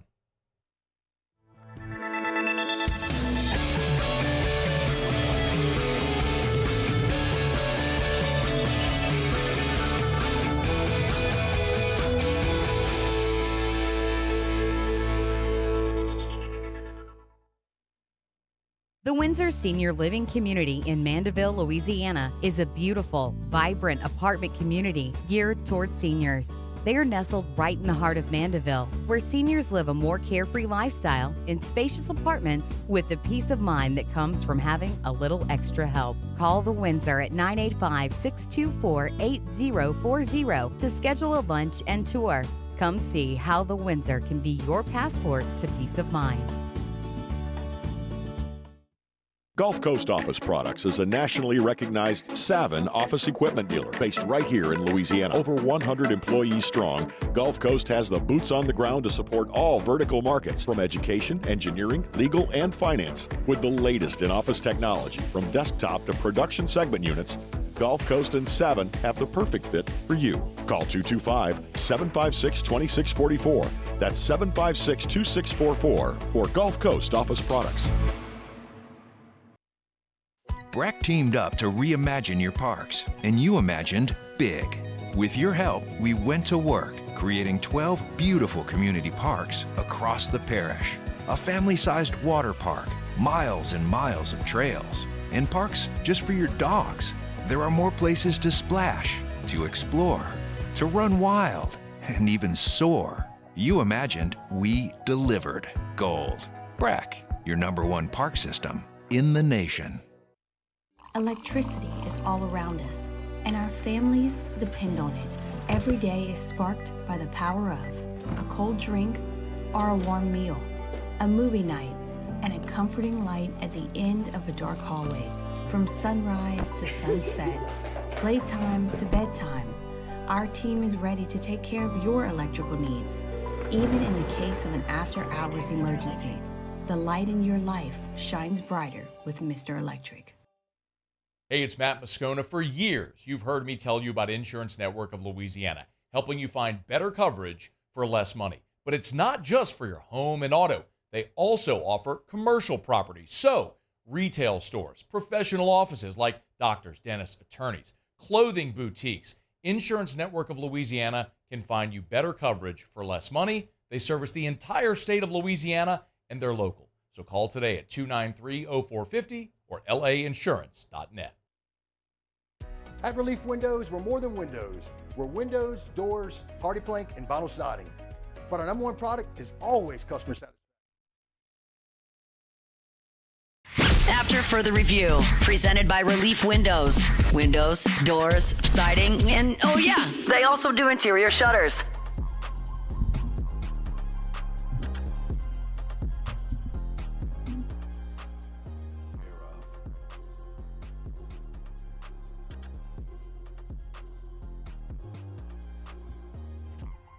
I'm glad you're rolling along with us here.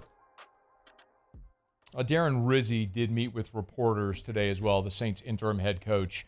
We'll get to a little bit of what Darren Rizzy had to say coming up in hour number 3. So, again, we're going to weave a lot of Saints firing Dennis Allen, Darren Rizzy interim coach, coaching search, all that sort of stuff, rest of the season, and LSU-Bama game week here throughout the show. So, and we will get to our college football takeaways, otter locks, all that stuff next hour as well. You do have Monday Night Football. So, a little bit of an unorthodox day. All the while, by the way, there's a friggin' storm that's going to be in the Gulf. Real quick, Muse, can you play this one real quick? By the way, Brian Kelly, if you haven't looked at the forecast, there is a storm that's projected to be like a tropical storm around Louisiana Friday, Saturday, which is adjusting a lot of things already. We know it's early in the week; a lot could change. But here was Brian Kelly on keeping an eye on the storm.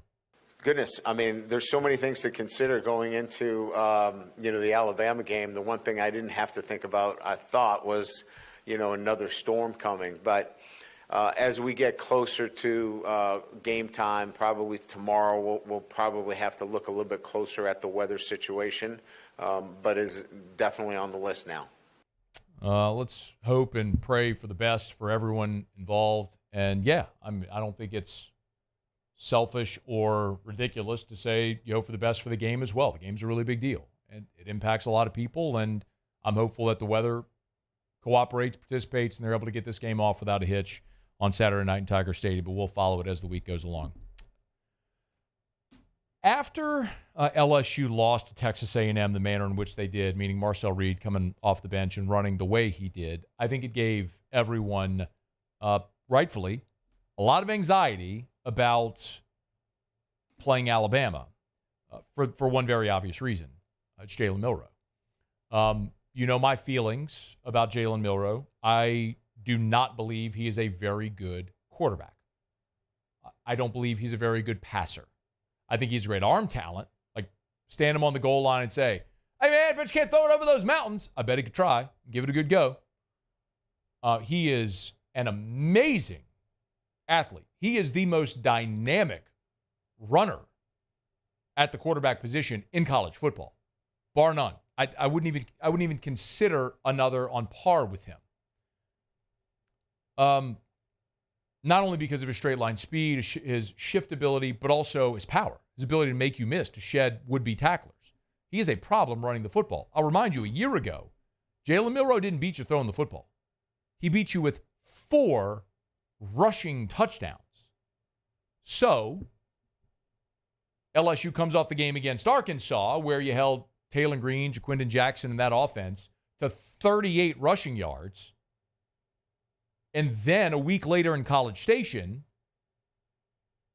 you go up against Marcel Reed, and it looks like you've never seen a running quarterback in your life.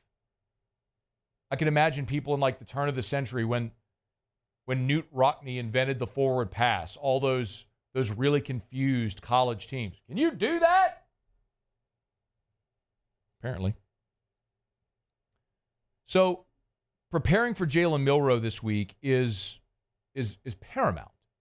And, I asked Brian Kelly on Monday how much Milroe differs this year in this offense under Kalen DeBoer compared to what they asked him to do a year ago in that offense under Tommy Rees.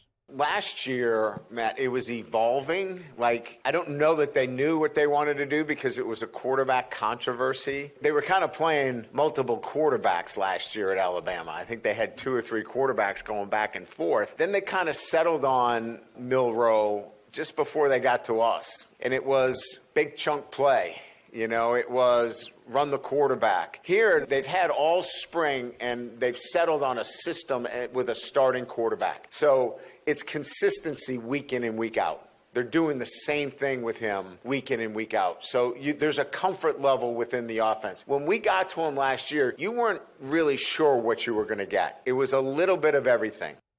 Which is odd. But he's not far off. Like, if you look at Jalen Milroe a season ago, and remember, like, he didn't play that South Florida game early in the season on the road. They were kind of back and forth. Remember, they lost to Texas at home. They benched Milroe. It was kind of a little back and forth. And ultimately, they played Ole Miss and won, and then they stuck with Milroe. But even still, Jalen Milroe last year only had 2 games where he had 100 yards rushing. The regular season finale against Auburn, where he ran it 18 times for 107, and the LSU game, 20 for 155 and 4 touchdowns. And I'm telling you, that was an outlier. Like, let me just rattle these off. You don't need to memorize it, but you're going to see the trend as I read them, okay? So this is Milroe's rushing stats a year ago. Consider the guy that you saw run against LSU. Consider the guy you saw this year run against Georgia. And then think about it in these terms. Against Middle Tennessee, this is last year, 7 for 48. Against Texas, 15 for 44. Ole Miss, 16 for 28. Mississippi State, 11 for 69. A&M, 8 for negative 31. Sack yardage is in there, but he had a long of 12 on that day. Arkansas, 11 for negative 19. Tennessee, 9 rushes for 3 yards. Like, that's the guy, all right, up until that point. His best day running the football was at Mississippi State, 11 for 69. Averaged 6 yards a carry. That was his best day. Then they play LSU, 20 for 155, averages 8 yards a carry and scores 4 times. The next week against Kentucky, 8 for 36. They played Chattanooga. He ran 3 times for -1. Then the Auburn game, 18 for 107. Played Georgia in the SEC Championship, 14 carries, 29 yards. In a win, 14 for 29. And then in the playoff, when he couldn't throw the ball at all against Michigan, 21 carries for 63 yards. Like, if LSU Saturday can replicate any of the performances that any of the defenses, including Middle Tennessee, Mississippi State, Kentucky, Chattanooga, any of them, did a year ago against Milroe, LSU will beat Alabama on Saturday. Again, like, when they played the best defense a year ago, Michigan, he threw for 116 yards and ran it 21 times for 63. And they lost. 27-20 in overtime. Again, like, Jalen Milroe is a very dynamic runner. But what happened against LSU last year, what happened against Georgia this year, are the extreme outlier. Those are the exceptions, not the rule. Point being, you've got a mountain, a friggin' mountain of game film to look at to say, how did teams with lesser personnel than you stop him from obliterating them with his legs? Let's look at this year. Again, you don't need to memorize it, but just remember. Against Western Kentucky in the opener, 10 for 79. South Florida, 12 rushes, 2 yards. South Florida. Jalen Milroe against South Florida, 12 rushes, 2 yards. How did they do it? At Wisconsin, 14 for 75. Would you take that if you're an LSU fan? If I told you right now, Saturday, Milroe runs it 14 times for 75 yards in Baton Rouge, would you take that? I'd sign up for that all day long, man. Inject that into my veins. And then Georgia, 16 for 117, 2 scores, average 7.5 yards a carry. Vanderbilt, 7 rushes, 10 yards. South Carolina, 18 rushes, 36 yards. Tennessee, 14 rushes, 11 yards. It ain't like they ain't trying. Missouri, 11 for 50. It's not like they're not trying to run him. But LSU last year, Georgia this year, and Auburn last year in the Iron Bowl, they went over 100 yards, 107. They're trying, but everybody's been able to contain him except those two games. So how do you do what 20 other teams have been able to do? It's so interesting to me as well this year because I asked Brian Kelly that question because what Tommy Rees was asking Jalen Milroe to do and what Kalen DeBoer is asking Jalen Milroe to do are dramatically different. Kalen DeBoer is trying to make Jalen Milroe Michael Penix. He's in the shotgun. He's running three-step drops. Like, he is dropping straight back. Sometimes they're running empty sets. Why in the world, when you have that dynamic ability, are you trying to turn him into Michael Penix? He ain't that. He's a long way ever from being that. And he sure doesn't have the receivers he once had at Alabama. Now, Ryan Williams is awesome. Like, that is unequivocal at this point. Like, that is indisputable. Ryan Williams is amazing. And LSU don't have anybody that can go lock him down. I think Zy Alexander is going to do his damn best. But I also don't think Jalen Milroe is capable of sitting back in the pocket and just picking you apart. I mean, the stat we talked about after the Tennessee game, where he missed 10 open receivers. Pro Football Focus charted 10 missed throws to open receivers. 10. That's in a game you lost by a score? That's the difference in the ball game, all things considered. Executing those plays. But that's not what Jalen Milroe is. What he is a great athlete playing the quarterback position. With a great arm, who'll throw some 50-50 balls, and great athletes downfield will go make plays for him. We've seen that. So I understand the angst and the anxiety because of what we watched a year ago, because what we saw Jalen Milroe do against Georgia, because what we just saw Marcel Reed do to LSU. But my goodness, I've also seen teams with dramatically less ability than LSU stop him from running all over him. So Blake Baker, what have you been doing for 2 weeks? I hope it's getting your guys ready to make sure he don't run for $150 and 4 scores on you again. Because if you make Jalen Milroe try to be Michael Penix, he ain't that. And I'll live with those results all day. If you lose because Jalen Milroe goes 24 of 30 for 298 and 3 scores, I'll tip my cap. I'll go, man, great game. Great game. Didn't know you had it in you. I don't think he does. Go make it hard on him. All right, it's after further review. Glad you're with us. You can email us, tweet us, text us, 225-396-4400, 396-4400. Brought to you by Michelli Weighing and Measurement, Michelli.com, Michelli.com. If you weigh or measure something, Michelli sells, services, rents the products you use to weigh and measure. ISO 17025 accredited calibration is available as well, or ISO 17025 accredited laboratories. And they can do on-site mobile calibration as well. So if you have equipment that needs to be calibrated that you don't want to leave your facility or can't leave your facility, no worries. Michelli has mobile calibration labs so they can come to you. They're our nation's largest distributor of scales, but they do so much more. It's Michelli Weighing and Measurement.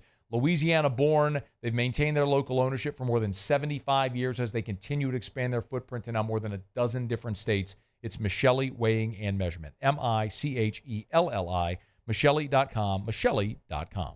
Okay, it's after further review. We'll knock out a quick break. We'll get some of your texts, emails, tweets when we come back, and we will let you hear from Saints interim head coach Darren Rizzy here in the next half hour or so. Stick around. It's AFR. After further review.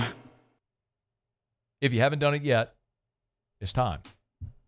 Call River City's 1 hour air. Preseason heater safety check. I know it's hot. It's 81 degrees. Got a storm in the Gulf right now or coming in the Gulf. You know, your heater may not be front and center at the top of your things I'm considering or concerned with list right now. But It could be a matter of days before, boom, you're cranking up that heater at night. Call River City's 1 Hour Air. 752-0001, 752-0001, 752-0001, or online at onehourbr.com. They'll come out to your house, get up in your attic, check on your furnace. They'll make sure that your heater is clean and efficient. It'll save you money. It'll extend the life of your unit. But more importantly, they'll make sure it's safe to run. The last thing in the world you want to do with the coming cold weather is create a hazard for your home or for your family. Get it cleaned. River City's 1 Hour Air. 752-0001. Gulf Coast Bank and Trust is giving our customers the power to bank anywhere, anytime during this challenging event. And we're right there with you. Our mobile banking app is a smart way to manage your money and time. Gulf Coast Bank and Trust, the bank that cares about you. There it is, the extra mile, on the border of expected and extraordinary, for those willing to go further, like vans customized for work or play, with safety and tech to keep you connected, supported by a 5-star sales, service, and finance team, and backed by the 1-star you know. So go the extra mile. It's never crowded, because so few have what it takes to go there. Mercedes-Benz Vans. It's an everyday thing here. We work horses in the mornings and we work on the property during the day, and without these John Deere tractors, it'd almost be impossible to keep up with the place. I've dealt with some of the other colors and stuff, and I never really got the response back that I get from John Deere, We really enjoy dealing with Sunshine. They're good people. They always check on us and make sure our equipment's running, and we love them. Flip the switch and learn more about what it means to be powered by Sunshine at sunequip.com.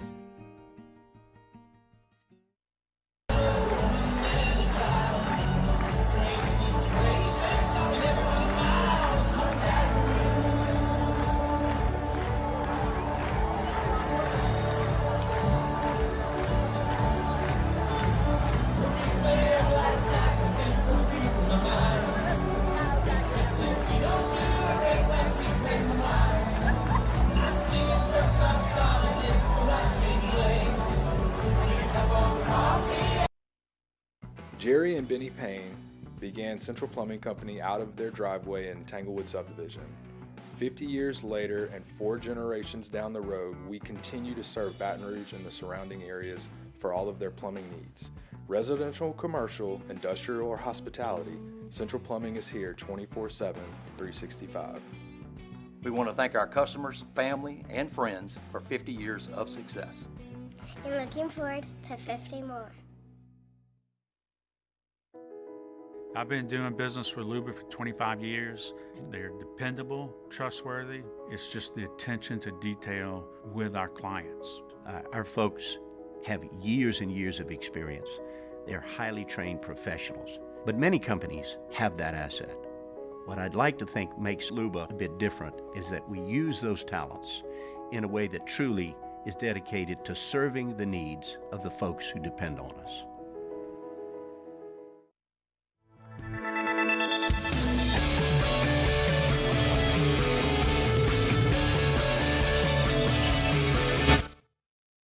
After further review, presented by Relief Windows. Windows, doors, siding, and oh yeah, they also do interior shutters.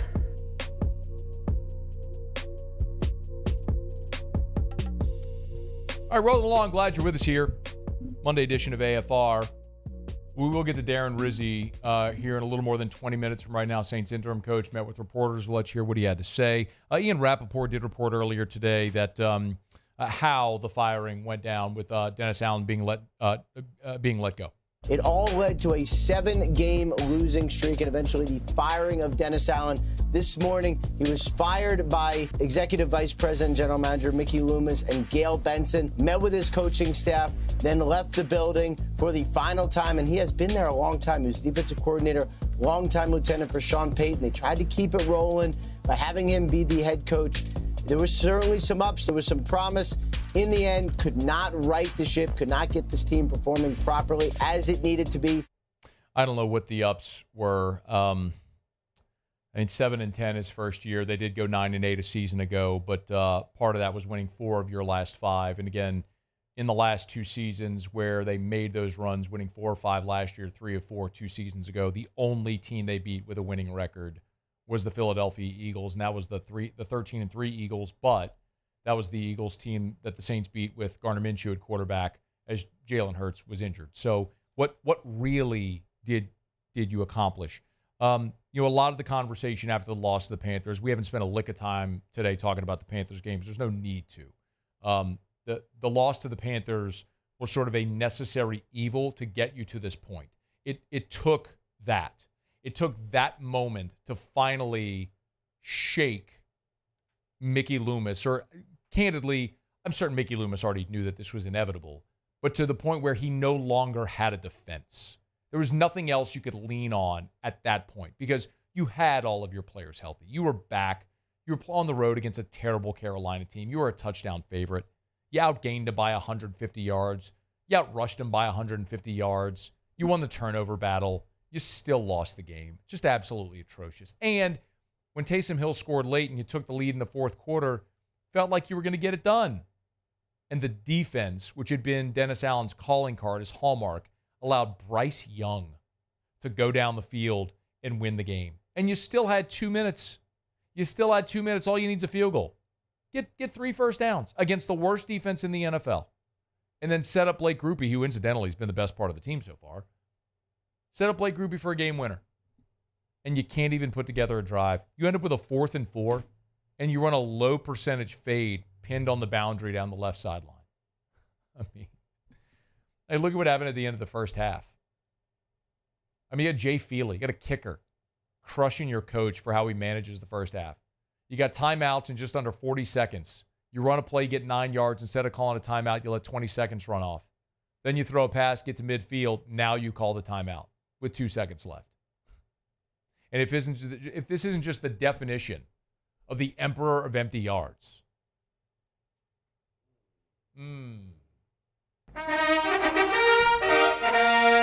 Yeah. How about the check down at the end of the first half? I mean, I guess we could bring some levity into the show today, right? I mean, you run a check down for 25, 2 seconds left. You call the timeout with 2 seconds left at the end of the half. You're at midfield. Yeah, take a shot. Maybe you have a Commanders, Jaden Daniel, heave-ho, whatever it may be, Hail Mary. And instead you run a check down to get 25 yards. Yes. The emperor of empty yards himself.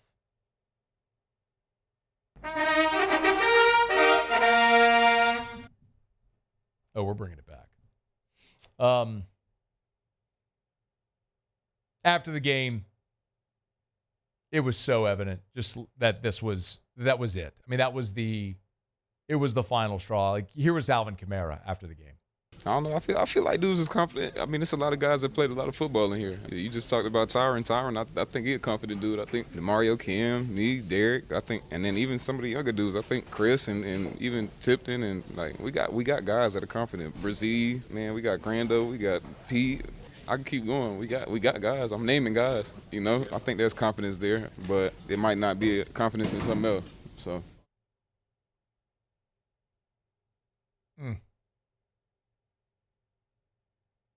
We got guys that are confident. They may not be confident in something else. Remember 2 weeks ago when Alvin Kamara was asked about Dennis Allen? And he said he wouldn't answer the question? I mean, that was your answer.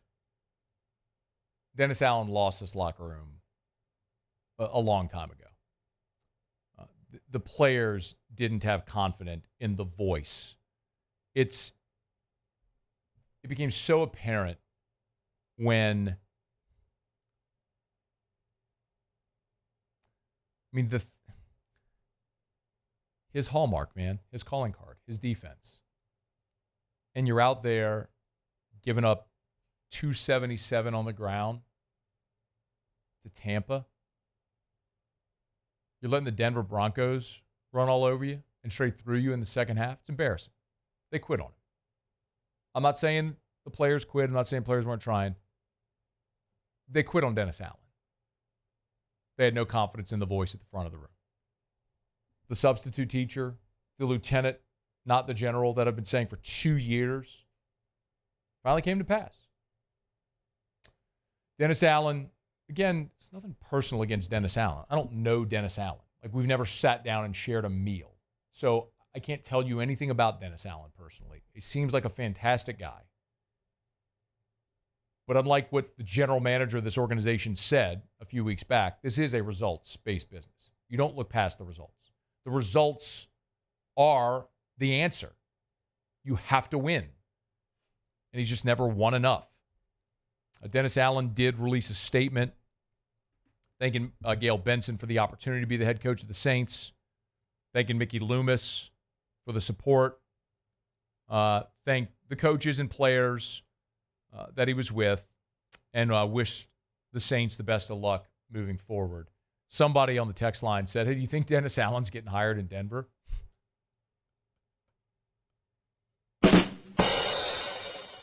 But the thing is, I don't think he was joking. I think he really asked me the question legitimately. So I'll give you a legitimate answer. Yes, I do think. I'll tell you this. Now, Dennis Allen's going to be sitting on a big pile of money because NFL coaches get paid handsomely, and he'll get a nice buyout and make a lot of money. But if Dennis Allen has any desire whatsoever to coach for the remainder of the season, he'll be in Denver like tomorrow. I mean, of course Sean Payton's going to bring Dennis Allen to Denver. I mean, he's got Pete Carmichael in Denver. How about that interaction in the coaching room?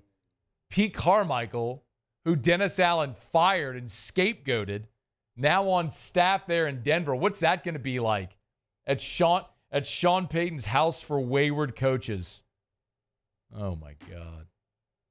But, yeah, of course I think Dennis Allen's going to end up in Denver. Sean's loyal to his guys. I mean, he's just got the whole Saints organization over there. Dennis Allen, of course, will be next. All right, it's after further review. Hey, we're brought to you by Lee Michaels Fine Jewelry, lmfj.com, lmfj.com for Lee Michaels Fine Jewelry. Gentleman, thriller with a gift in the red box from Lee Michaels Fine Jewelry. If you're thinking of popping the question, or maybe you just want another piece of exquisite jewelry, maybe a watch or a timepiece, a bracelet, a pendant, earrings, anything, they've got it. Amazing selection over at Lee Michaels Fine Jewelry. And remember, every diamond comes from the finest diamond mines in the world. Never will you see a man-made or a lab diamond. It's not a science experiment. It's an expression of your love for your wife. It's Lee Michaels Fine Jewelry. lmfj.com. 9 locations in all. Baton Rouge, Lafayette, New Orleans, Shreveport, and online at lmfj.com for Lee Michaels Fine Jewelry. All right, y'all, it's after further review. If Muse can muster up enough of a voice, we'll do Tigers and the Pros when we come back to wrap up hour number 2 next. AFR. AFR is brought to you by Glow Resources, glowresources.com. At Glow Resources, they are complete employer solutions. So if you're a business owner and you're having trouble finding the right people, you need Glow Resources. Remember, at Glow Resources, they've got their professional placement division. So yes, they do specialize in skilled blue-collar labor. So if you need skilled blue-collar labor, they can help you find the right people. But they also have their professional placement division. So that's effectively any type of office or administrative job, even C-level management. They can help at Glow Resources. glowresources.com. Accounting, HR, marketing, managerial, or supervisor roles, they do it all over at Glow Resources. And even if you've used a third party in the past, Glow doesn't just send resumes to send resumes. The candidate has to meet your requirements. They don't claim to be the fastest, but they're going to take the time to find the right person, and their culture is awesome. They're just fun to deal with. They're on your timeline. They keep an open line of communication throughout the process. It's Glow Resources. Learn more online at glowresources.com, glowresources.com. It's Glow Resources, complete employer solutions. The only thing scary about the deals at Bayou Ford is if you miss out on them, like $15,000 off F-150. Bayou Ford has $15,000 off Ford F-150. All new Bayou Ford vehicles come with a complimentary 7-year powertrain warranty. The crew at Bayou Ford is going to do right by you. I've been doing business with Luba for 25 years. They're dependable, trustworthy. It's just the attention to detail with our clients. Our folks have years and years of experience. They're highly trained professionals. But many companies have that asset. What I'd like to think makes Luba a bit different is that we use those talents in a way that truly is dedicated to serving the needs of the folks who depend on us.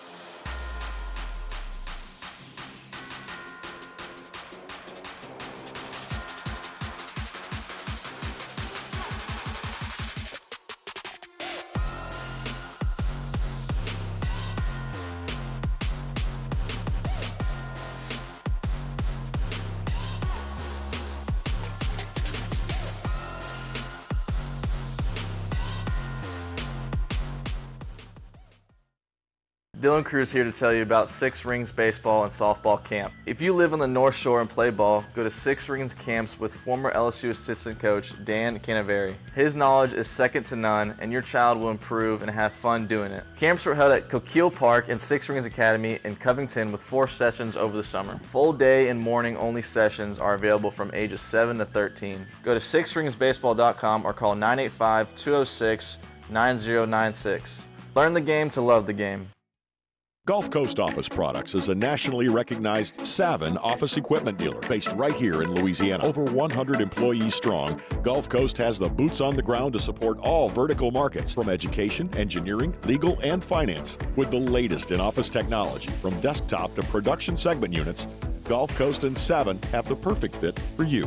Call 225-756-2644. That's 756-2644 for Gulf Coast Office Products. Breck teamed up to reimagine your parks, and you imagined big. With your help, we went to work, creating 12 beautiful community parks across the parish. A family-sized water park, miles and miles of trails, and parks just for your dogs. There are more places to splash, to explore, to run wild, and even soar. You imagined, we delivered. Gold. Breck, your #1 park system in the nation.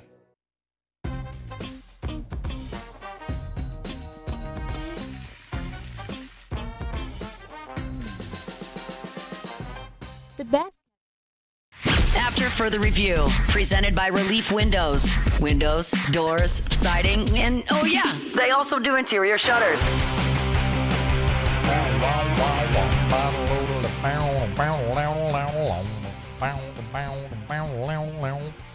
Man, I'm feeling good today. Not that I'm tap dancing on anybody's grave. I'm not celebrating the fact that Dennis Allen got fired. It's more a necessary step to this organization getting back to where we all want them to be. It's something we all very clearly saw, but something Mickey Loomis was not willing to see. In part because he's effectively got a lifetime contract. He's got no fear of retribution. There's no accountability with Mickey Loomis, which is why it took so long to get to this point. But Here's Open today can be a day to get toward the next step for this organization. All right, Muso, Tigers in the Pro. Tigers in the pros. They still bleed purple and gold. They're just really rich now. Let's start on the baseball diamond. Alex Bregman with some history. His first Gold Glove of his career. Named the 2024 American Gold Glove winner at third base. Led AL third baseman in 2024 in fielding percentage, assists, total chances, and putouts. Was also tied for first in outs above average with 6 defensive runs saved. He was second and third in zone rating. He had an awesome season over there at third base. Becomes just the second LSU player to win a Gold Glove, joining DJ LeMahieu, who won 3 with the Rockies and 1 with the Yankees. MLB award season is here. I know everybody wants to know about Rookie of the Year. That's announced on November the 18th, so stay tuned. Stay tuned. Still got that futures bet, Muse. Me too. You got one? Yeah? Me too. You got a ticket on Skeens? Yep, plus 380. Let's go. Joe Burrow was awesome yesterday. The Raiders stink, but Joe Burrow and the Bengals were awesome. 251 yards and 5 touchdowns in the game for Burrow. He was also only sacked 1 time. Amazing what happens when you keep him upright. And Jamar Chase was on the receiving end of 7 of those passes. Only 43 yards, no touchdowns in the game. Was targeted 11 times. from one former LSU quarterback to the other, Jaden Daniels. Another win for the Commanders. They stand at 7-2. Is he good? He's pretty good. How's 15 out of 22 for 209, 2 scores and no picks do for you? Also added 35. We'll take it. Yeah, also added 35 yards on the ground in that one. Malik Neighbors, 9 receptions for 59 yards in that ball game. Saw them two on the sideline. Second meeting, yep. Did see him. If you were watching Thursday Night Football last night, you saw a huge game for Justin Jefferson. I wasn't watching Thursday Night Football last night. If you were watching Sunday Night Football. I was watching that. On NBC. You were waiting all day for Sunday night. Justin Jefferson, 7 receptions, 137. But how about this? Also 1 for 1 for 22 yards. Neat little trick play there on 3rd and long. Picked it up for the Vikings. And they got the win. And lastly, Grant Delpit, man, he keeps turning in great days for the Cleveland defense. 7 more stops in their loss to the Chargers. That's Tigers in the pros. I got Muse some Evermore. Muse is hurting. So you know what I told him when I walked in? I said, Muse, you need some Evermore. It's a better source of hydration. And when you're hurting, you need to get hydrated. And so I gave him some Evermore. Is it delicious, Muse? Do you love it? Can you put the camera on him so everybody can see his look? So you can hold it up. So there we go. We got it right here. I got Muse a bottle. It's very good. Do you love it? You know know what else? Dude, it's great. You know what I do love also? I love that it's a wide mouth bottle. Do you like a good wide mouth bottle? Well, I had to adjust to that actually on this. I'm not going to lie. But so far, I haven't spilled it on myself. Because you're so used to drinking that crappy, crinkly plastic bottle from Texas. Change your habits, Muse. You wouldn't have gotten so sick. A better form of hydration. It's Evermore. Okay, hour number 3 coming up right after SportsCenter. AFR. All right, as we wrap up hour number 2, quick reminder about Parish Restoration. Go to parishbuilt.com, parishbuilt.com. With all of the rain we had late last week, if you had water intrusion in your home, you know this to be true. Louisiana is kind of like the world capital of mold because it's wet and it's humid. So you get water in the house, in your wall, in your insulation, all that sort of stuff. It's a breeding ground for mold, which can be hazardous, obviously, for you and for your family. So call Parish Restoration. This is so easy, y'all. Tell you about Parish Restoration every single day. It's a patented, non-toxic, dry fog. So you're not pulling up pulling up carpet. You're not cutting sheetrock. You're not moving your plants and your furniture out. They come in like house as is. Spray the fog. Let it dwell. As soon as the fog dissipates, boom, you're back in. Clean, sanitized, clean-smelling home or office building. It's Parish Restoration. Parishbuilt.com. Bayou Chrysler Dodge Jeep Ram can get you in a new 2024 Ram 1500 truck for only $32,898. $32,898 for a new Ram 1500 truck. All new Bayou Automotive vehicles come with a complimentary 7-year powertrain warranty. The crew at Bayou Automotive is going to do right by you. Gulf Coast Bank and Trust is giving our customers the power to bank anywhere, anytime during this challenging event. And we're right there with you. Our mobile banking app is a smart way to manage your money and time. Gulf Coast Bank and Trust, the bank that cares about you. At Atmos Energy, our Smart Choice solutions help customers save energy and emissions with rebates up to $500 off high-efficiency natural gas appliances, smart thermostats, and weatherization upgrades. Together, we're fueling our energy future.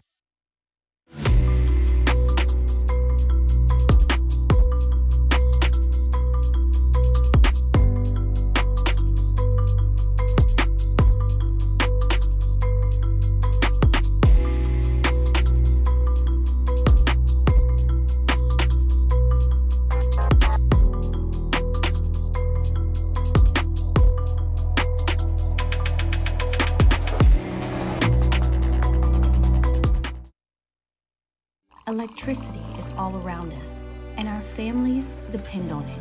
Every day is sparked by the power of a cold drink or a warm meal, a movie night, and a comforting light at the end of a dark hallway. From sunrise to sunset, playtime to bedtime, our team is ready to take care of your electrical needs. Even in the case of an after-hours emergency, the light in your life shines brighter with Mr. Electric. Hey, it's Matt Moscona. For years, you've heard me tell you about Insurance Network of Louisiana, helping you find better coverage for less money. But it's not just for your home and auto. They also offer commercial properties. So, retail stores, professional offices like doctors, dentists, attorneys, clothing boutiques. Insurance Network of Louisiana can find you better coverage for less money. They service the entire state of Louisiana, and they're local. So call today at 293-0450 or lainsurance.net. Jerry and Benny Payne began Central Plumbing Company out of their driveway in Tanglewood subdivision. 50 years later and 4 generations down the road, we continue to serve Baton Rouge and the surrounding areas for all of their plumbing needs. Residential, commercial, industrial, or hospitality, Central Plumbing is here 24/7, 365. We want to thank our customers, family, and friends for 50 years of success. And looking forward to 50 more.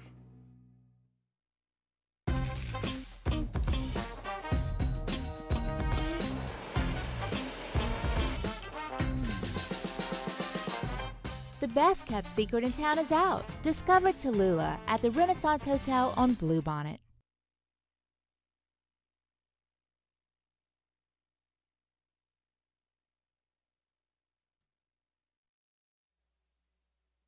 This is SportsCenter. I'm Christine Lisi. Breaking news from ESPN's Jeff Passan. 2 days after opting out of his 4-year, $144 million contract, righty Garrett Cole has decided to remain with the Yankees on that same deal. Discussions on a potential extension will continue. NFL Cowboys expected to be without quarterback Dak Prescott the next several weeks due to a hamstring injury, according to ESPN's Adam Schefter. So 3-5 Dallas finds itself in a quandary. ESPN NFL analyst Ryan Clark. So if you're Jerry Jones, if you're Mike McCarthy, and you're trying to figure this thing out, you're in a tough spot. How are you expecting Mike McCarthy to win with a roster that from the beginning, from top to bottom, wasn't built to compete, and now your best football player on offense is also not available? 49ers running back Christian McCaffrey returned to practice, the most significant step he's taken in his recovery from Achilles tendonitis. ESPN's Pete Thamel reports Oregon receiver Tez Johnson's shoulder injury is not considered season-ending. He's expected to be back later this year, not expected to have surgery. NBA, Milwaukee's Giannis Antetokounmpo, adductor strain, out tonight against Cleveland. ESPN Radio is presented by Progressive Insurance. Progressive offers a great price and round-the-clock protection when bundling home and auto. It's one of those rare times where you could save money and get something great. Bundle today at Progressive.com. Matt Moscona. I'm very important. After further review. Say it one more time. After further review with Matt Moscona. And here we go. Live from the Mercedes-Benz of Baton Rouge studio. Let's ride! Woo!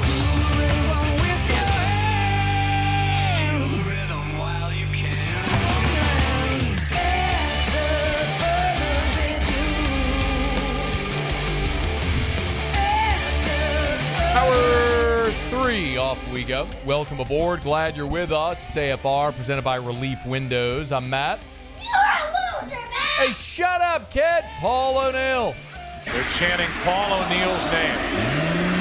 You sir. And Mr. Toby Tom Blake.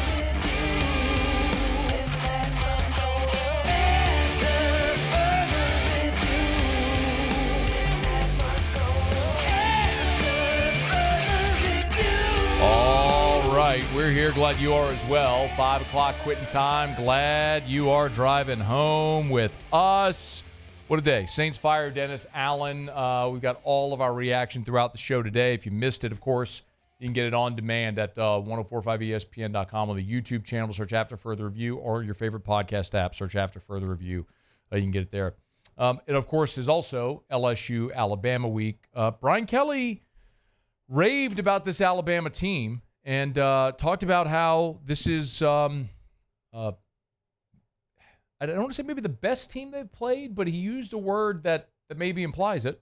Probably as balanced of a football team that we're going to play this year. And when I mean balanced, I don't mean necessarily in terms of offense, defense, in terms of 50-50. I mean talent level across the board. I think sometimes when we look at teams, we look at, potential weaknesses at a particular position. I don't see any with this team, and certainly, a football team that, we'll have to play our best against. I got a text into the show from Jeremy Matthews.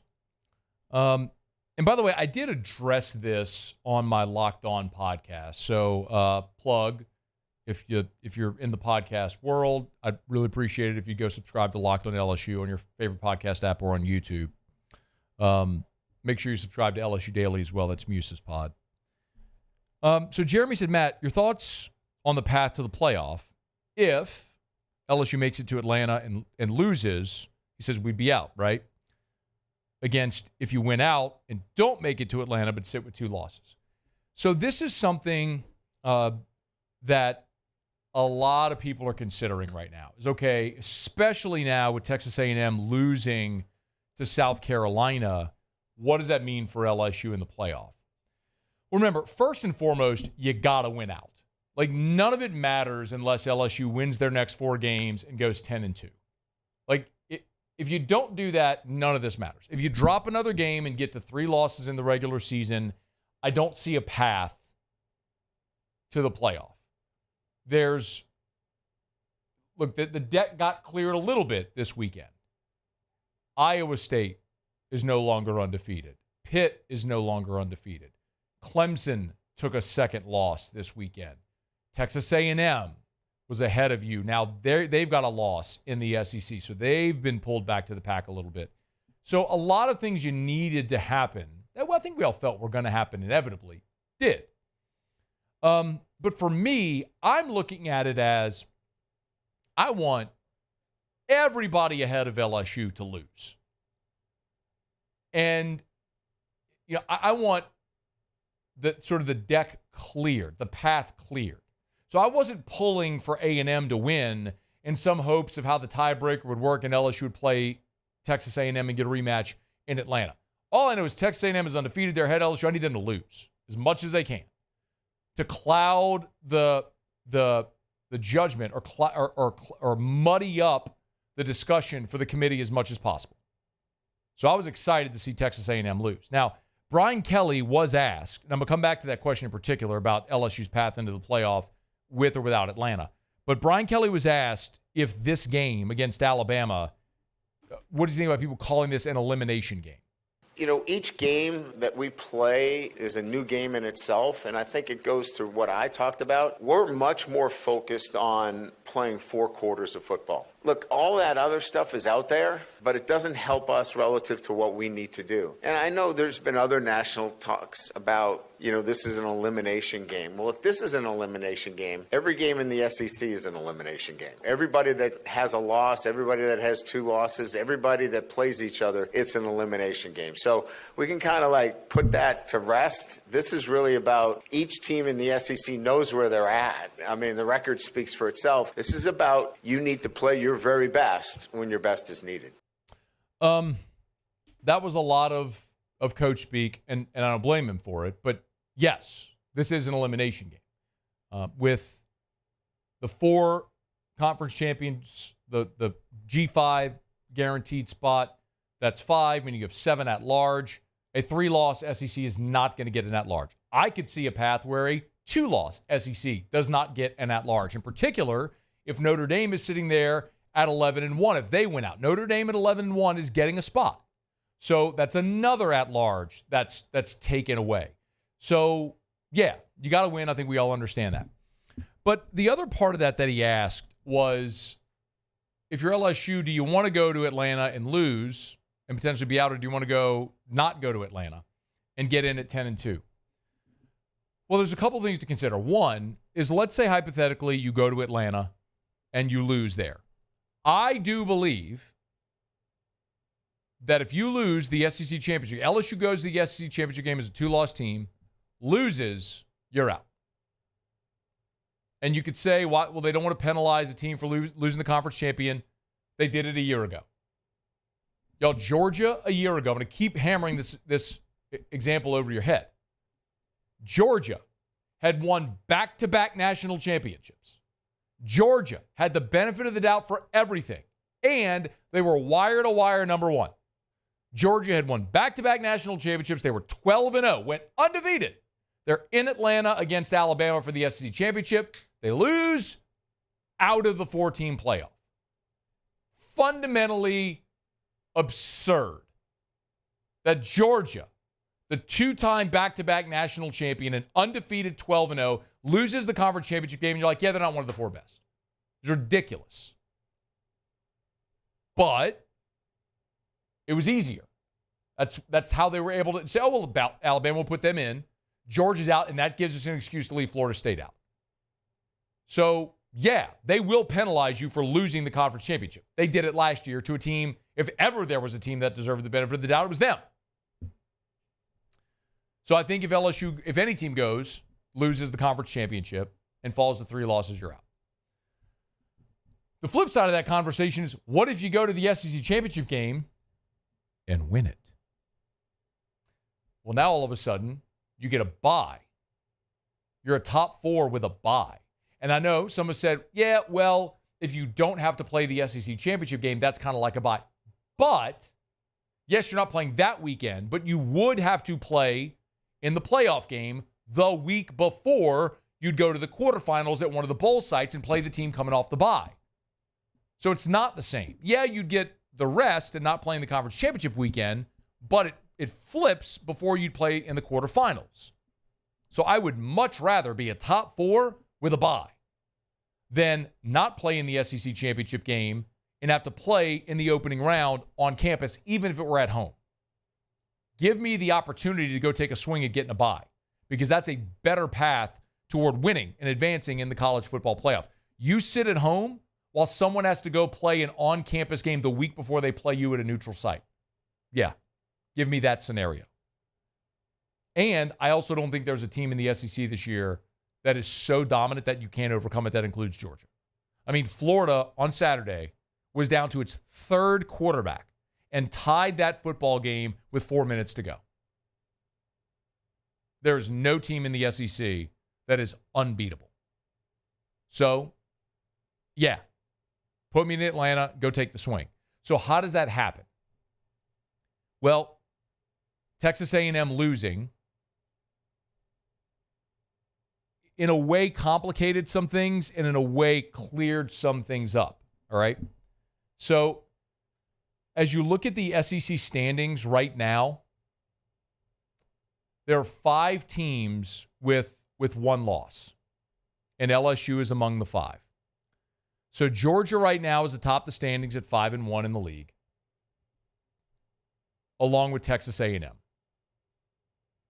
So, it's Georgia, Texas A&M at 5-1, Tennessee's at 4-1, Texas, LSU, both at 3-1. So that's where you draw the line right now. Those 5 teams that would all be tied. And as it stands, it would go Georgia, A&M, Tennessee, Texas, LSU. All right.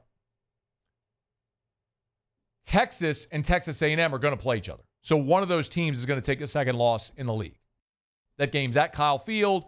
I think Texas is better. Let's assume Texas wins. Georgia and Tennessee are going to play each other. That game is in Athens. I think Georgia's better. I think Georgia's going to win it. So let's say Tennessee gets a second loss. Then you're sitting there with Georgia, Texas, and LSU all tied. And so you would start to look at the SEC tiebreakers and how that would all play out. Remember, new year in the SEC, so the tiebreakers go like this. You have head-to-head competition among the tied teams.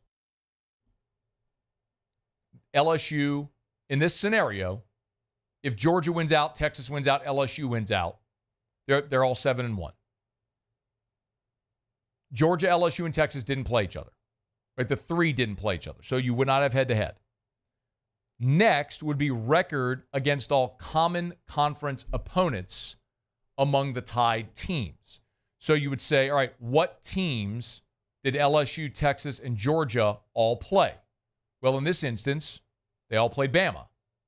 Well, forgive me, Texas doesn't play Alabama. So did Georgia play Vanderbilt? No, Georgia doesn't play Vanderbilt. So like, if I'm not mistaken, I think that one, you wouldn't have a common conference opponent. So you would go to the next tiebreaker, which would be the record, against the highest placed common conference opponent in the conference standings, and then proceed throughout the conference standings among the tied teams. And if there isn't the common conference opponent, then you would go to cumulative conference winning percentage of all conference opponents among the tied teams. And as I understand it, that's where it would come into play, where you would look at the cumulative conference winning percentage. So how did your conference opponents do? That's why you would lean on and you would cheer for teams you played against teams you didn't. For example, this weekend, Vanderbilt played Auburn. You play Vanderbilt, you do not play Auburn. Georgia plays Auburn. Vanderbilt beating Auburn helps LSU. Does that make sense? I don't know if I explained that well. The fact that Georgia plays both Mississippi State and Kentucky, which right now are already combined 1-11 in the conference, is devastating for Georgia. The fact that Vanderbilt is pretty good helps LSU. So you've still got a month worth of games to go. But that tiebreaker, if I'm doing this correctly, and if I'm making a mistake, y'all, I'm going through this for the first time. I'm trying to chart this out, and I'm sure a lot of you have done it as well. That tiebreaker, as I've seen some people map it out, would leave Georgia LSU in the conference championship game, and Texas would be left out. So you go to Atlanta, you get a swing at Georgia with a chance to win the SEC and get a top 4. But none of that matters at all unless you go win your next 4 games. And that starts Saturday against Alabama in Tiger Stadium. Okay, it's After Further Review. We're brought to you by Shaw Bills Tire and Auto Service, ShawBillsTire.com, ShawBillsTire.com. Locations all over South Louisiana. Make sure if you're thinking about buying new tires, you check out Shaw Bills. Shaw Bills Tire and Auto Service, ShawBillsTire.com. Name brand tires at wholesale prices and whatever service you need done to your vehicle. If you need your tires rotated, if you need alignment, if you need balancing, if you need your oil changed, if your brakes are squeaking, our friends over at Shaw Bills can take care of you. Go to ShawBillsTire.com to shop tires or to schedule service to find the location nearest you. Remember, at Shaw Bills, they'll sell you name brand tires at wholesale prices. They'll keep you coming back year after year after year because they treat you like family. It's ShawBillsTire.com. Shaw Bills, where we keep you rolling. Okay, you're welcome to jump aboard with us here. You can email us, tweet us, text us. You can jump in the Bayou Ford YouTube chat on the Watch 104.5 ESPN YouTube channel as well, where you can always watch our shows totally for free and jump in the chat there and comment as well on the Bayou Ford YouTube chat. Let me knock out a quick break. We'll come back. We'll get some of your reaction, all that college football talk. And Darren Rizzy, Saints interim head coach, met with reporters a bit ago. We'll let you know what the new head man down in New Orleans had to say. It's AFR. AFR. Brought to you by Duplessis Builders, DuplessisBuilders.net. You know, I give you the website. It's certainly a great place to start. DuplessisBuilders.net, DuplessisBuilders.net. Thinking about a pool, an outdoor kitchen, building that backyard paradise, Duplessis Builders can help you do it. But I would highly recommend also that you check out their showroom. It's on Airline Highway in Gonzales. Actually, the cross street is, coincidentally, Duplessis Lane. Sometimes there's just serendipity in life. So Airline and Duplessis Lane in Gonzales, right next to the brand new Rouses. And it's gorgeous, y'all. At Duplessis, when you're thinking about building that new pool, they're going to help you and hold your hand through the design process. They don't want to just hand you designs for your pool. They want you to pick out your tiling and your coping and your water features and all the finishes. And they'll hold your hand and show you all the options and go through everything and let you decide what you want. And, of course, they're going to build you a beautiful product. It comes with a 10-year workmanship warranty at Duplessis Builders. I've been doing business with Luba for 25 years. They're dependable, trustworthy. It's just the attention to detail with our clients. Our folks have years and years of experience. They're highly trained professionals, but many companies have that asset. What I'd like to think makes Luba a bit different is that we use those talents in a way that truly is dedicated to serving the needs of the folks who depend on us. The Windsor Senior Living Community in Mandeville, Louisiana is a beautiful, vibrant apartment community geared towards seniors. They are nestled right in the heart of Mandeville, where seniors live a more carefree lifestyle in spacious apartments with the peace of mind that comes from having a little extra help. Call the Windsor at 985-624-8040 to schedule a lunch and tour. Come see how the Windsor can be your passport to peace of mind. Dylan Cruz here to tell you about Six Rings Baseball and Softball Camp. If you live on the North Shore and play ball, go to Six Rings Camps with former LSU assistant coach Dan Canaveri. His knowledge is second to none, and your child will improve and have fun doing it. Camps were held at Coquille Park and Six Rings Academy in Covington with 4 sessions over the summer. Full day and morning only sessions are available from ages 7 to 13. Go to sixringsbaseball.com or call 985-206-9096. Learn the game to love the game. Gulf Coast Office Products is a nationally recognized Savin office equipment dealer based right here in Louisiana. Over 100 employees strong, Gulf Coast has the boots on the ground to support all vertical markets, from education, engineering, legal, and finance. With the latest in office technology, from desktop to production segment units, Gulf Coast and Savin have the perfect fit for you. Call 225-756-2644. That's 756-2644 for Gulf Coast Office Products. Breck teamed up to reimagine your parks, and you imagined big. With your help, we went to work, creating 12 beautiful community parks across the parish. A family-sized water park, miles and miles of trails, and parks just for your dogs.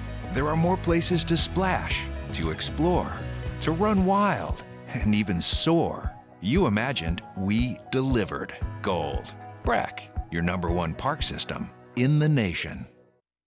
Electricity is all around us, and our families depend on it. Every day is sparked by the power of a cold drink or a warm meal, a movie night, and a comforting light at the end of a dark hallway. From sunrise to sunset, playtime to bedtime, our team is ready to take care of your electrical needs, even in the case of an after-hours emergency. After further review, presented by Relief Windows. Windows, doors, siding, and oh yeah, they also do interior shutters. They should be pissed off. I'm pissed off. The fans should be pissed off. The people in New Orleans, the people of Louisiana, no one should be happy. And I think this city deserves a winner. They know what winning football looks like. And, it's our job to bring that back. And my message is this. I can't promise a lot. I can promise passion. I can promise fight. And I can tell you that team's going to go out there every Sunday, and that's going to be clear that we're going to have a team that's full of passion and a team that's full of fighters. That I can promise you. Now the football's got to get better, the execution's got to get better, but we're not going to lack those two things. We're not going to be boring to watch. That I can promise you. Darren Rizzy, Saints interim head coach Darren Rizzy, taking over for Dennis Allen. If you're not familiar with Darren Rizzy, a coach and lifer, he's 54 years old. Started his coaching career as a GA at Colgate back in 1993. Stops at New Haven Northeastern. Back to New Haven. He coached special teams at Rutgers. He was the head coach at Rhode Island for a season in 2008. Then into the NFL. 2009 with the Miami Dolphins as an assistant special teams coach. He was the special teams coordinator with the Dolphins from 2010 to 2016.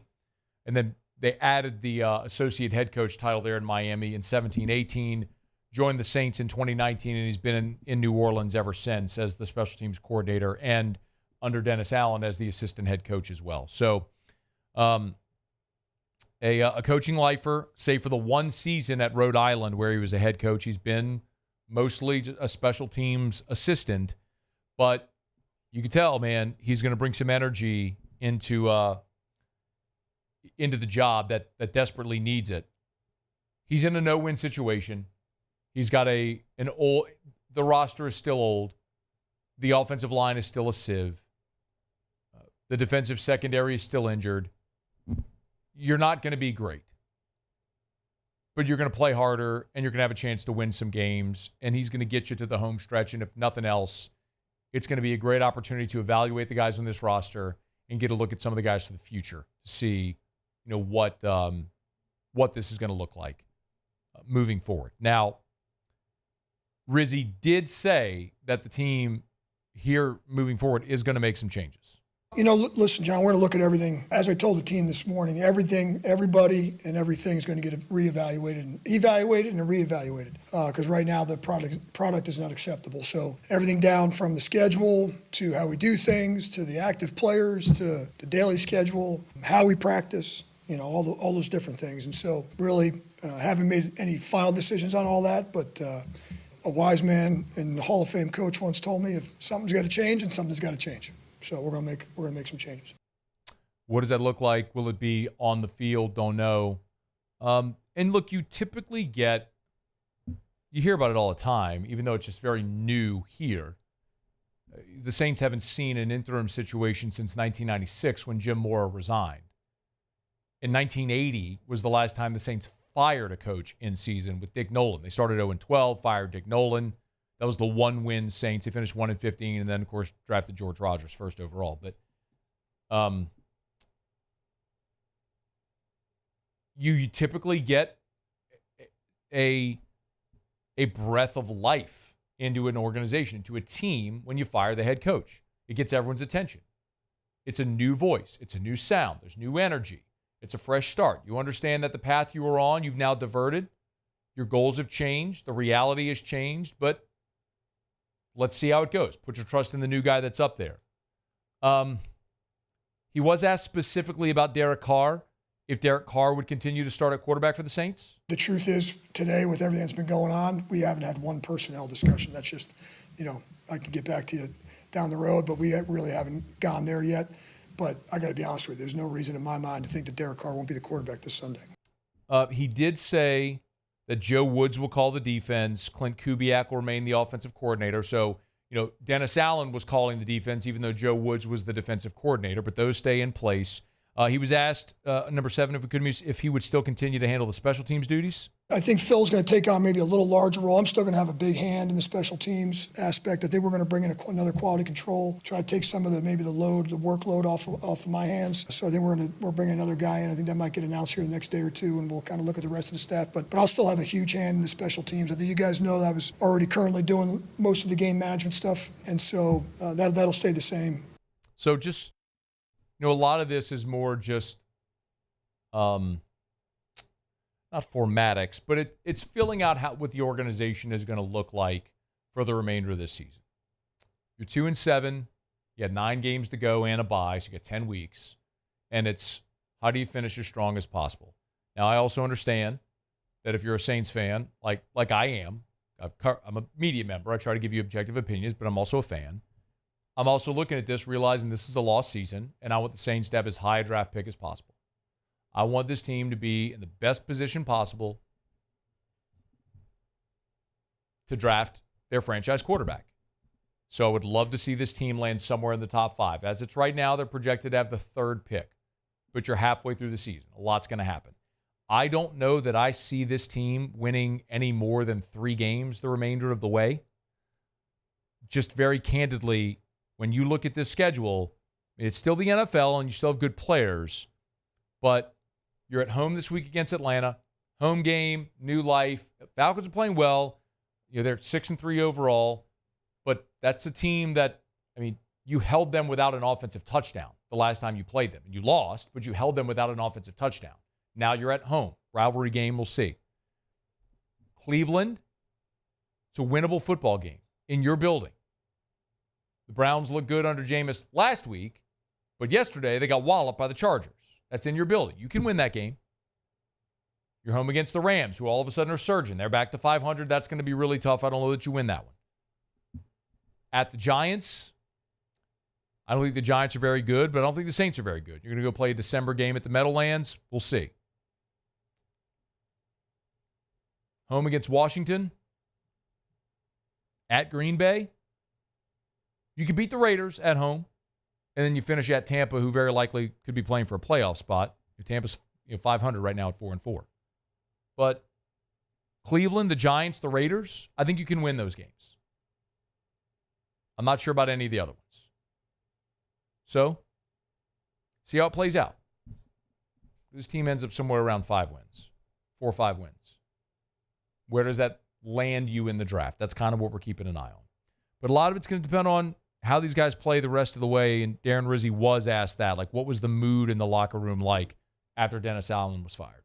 Listen, I think it's a tough day for everybody. I mean, I don't think anybody envisions walking in here in week 9 and there being a coaching change. At the same time, I think I expect and I anticipate, and my expectation is the guys are going to circle the wagons and we're going to rally the troops. And listen, I had a lot of positive conversations today. I don't think that we're in a situation where anybody's lost hope. Listen, I met with the leaders of the team. I think it was a very positive conversation. I expect the leaders to lead. We got to go out. We got to execute better in all 3 phases, and we got to be more accountable. Like I said, locker room wide. But I've touched just about every player today in some way, shape, or form, and I feel like we have a positive attitude right now. Saints, quick turnaround here. New staff, not a new staff, but a new man in charge of the staff. New responsibilities on staff, a new head coach, and yes, Saints will welcome in Atlanta this week for a rivalry game with the Falcons coming in. See if they can snap this 7-game losing streak. All right, it is After Further Review. We're brought to you by Parish Construction and Roofing, parishbuilt.com, parishbuilt.com. Do business with someone you know. Kim Mulkey tells you the same thing. If you go to the homepage of the website at parishbuilt.com, you'll see that spot that we did with Kim Mulkey where Coach Mulkey talked about the experience that we've had working with her on her home and her mother's home as well. Say it all the time, do business with someone you know. That's me, that's Terrio, that's Richard Tilley, that's Joe Morales, it's Trent Davis, it's all of our great staff. We're here, we're local, and such a great wide variety of services as well. Commercial or residential. We had all that rain late last week. If you had issues with your roof, a lot of people realize, like I say all the time, only 2 ways to know if you've got roof issues. You either let us come do a free, no-obligation roofing inspection, or you wait till it rains, you get water in your house. Unfortunately, that's the reality for a lot of people. And if that was you, we'd love to help you out, come give you that free, no-obligation roofing inspection. Parish Construction Roofing, go to parishbuilt.com, but also got a whole commercial division, which includes commercial soft washing as well. We've launched and rolled out our soft washing division, so want to clean your roof, commercial or residential, we can help. Our commercial maintenance program is so important. Like if you own a commercial building, a lot of times business owners or building property owners try to avoid the massive cost of a commercial roof replacement. Well, our commercial roof maintenance program can help manage your roof and extend the life of your roof, putting off and delaying that very costly roof replacement. Let us help you out. It's Parish Construction and Roofing, parishbuilt.com, parishbuilt.com. Do business with someone you know. That's us. Parish Construction and Roofing, parishbuilt.com. Okay, y'all, it's After Further Review. College football weekend in the books. Muse, Paulie, and I will do our college football takeaways when we come back. Jimmy Ott will be here for Otterlocks. Otterlocks already up live at LouisianaSports.net if you want to go check it out. I'll give you a plug also. There's a ton of awesome content over at LouisianaSports.net. We got Ross Jackson's column on Dennis Allen's firing. We've got his list of head coaching candidates to replace Dennis Allen over at LouisianaSports.net as well. We got a piece coming up from Ross on Darren Rizzy. That'll be there as well. Some of Hunt's early content for LSU-Alabama, including the Statistically Speaking, which is a very popular piece that Hunt does. It's a statistical breakdown of the teams. Brian Kelly's press conference from Monday. The video is linked up at LouisianaSports.net, so please go check it out. Bookmark it and tell a friend if they haven't checked it out yet. Everything is free, 100% free. No paywalls, no annoying pop-ups, no article limits, no freemium. It's 100% free. All of the content, all day, always 100% free over at LouisianaSports.net. So we appreciate y'all checking it out. All right. Well, I got a break. When we come back, college football takeaways. It's AFR. AFR. Halloween in the rearview mirror. We are staring straight at Thanksgiving. It is time to decorate for fall, y'all, which means it's time to get by Clegg's Nursery. Any of the 4 locations in the greater Baton Rouge area, Siegen near Airline, LA 16 in Denham, Mid-City on Donmore, and the Garden Center on Greenwell Springs tell you every day to buy local and shop local. Get on by and see them every day, y'all. They've got beautiful fall bedding plants arriving. Great time to plant those trees as well. Go see our friends over at Clegg's Nursery. Also, it is worth mentioning that today, Monday, they've revised their fall hours. It gets darker earlier. So they're open from 8 a.m. They open at 8 a.m., close at 5 p.m. on Saturday, 9 to 5 on Sunday. So 8 to 5, Monday to Saturday, 9 to 5 on Sundays with now the new daylight savings time ended. It's at Clegg's Nursery. Buy local, shop local. Tell them Matt sent you to Clegg's Nursery. It's no secret. The best oysters in Baton Rouge are at Jolie Pearl Oyster Bar. Enjoy mouth-watering South Louisiana flavor and oysters from all over the country.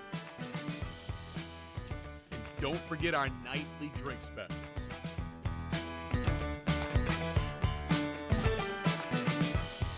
Jolie Pearl Oyster Bar, located in downtown Baton Rouge.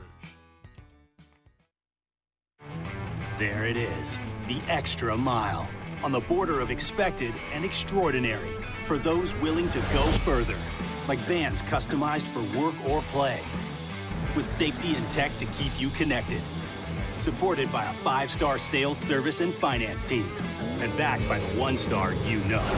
So go the extra mile. It's never crowded because so few have what it takes to go there. Mercedes-Benz Vans. I've been doing business with Luba for 25 years. They're dependable, trustworthy. It's just the attention to detail with our clients. Our folks have years and years of experience. They're highly trained professionals, but many companies have that asset.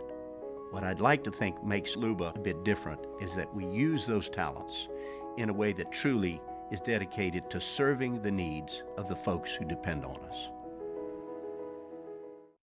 Hey, it's Matt Moscona. For years, you've heard me tell you about Insurance Network of Louisiana, helping you find better coverage for less money. But it's not just for your home and auto. They also offer commercial property. So, retail stores, professional offices like doctors, dentists, attorneys, clothing boutiques. Insurance Network of Louisiana can find you better coverage for less money. They service the entire state of Louisiana, and they're local. So call today at 293-0450 or lainsurance.net.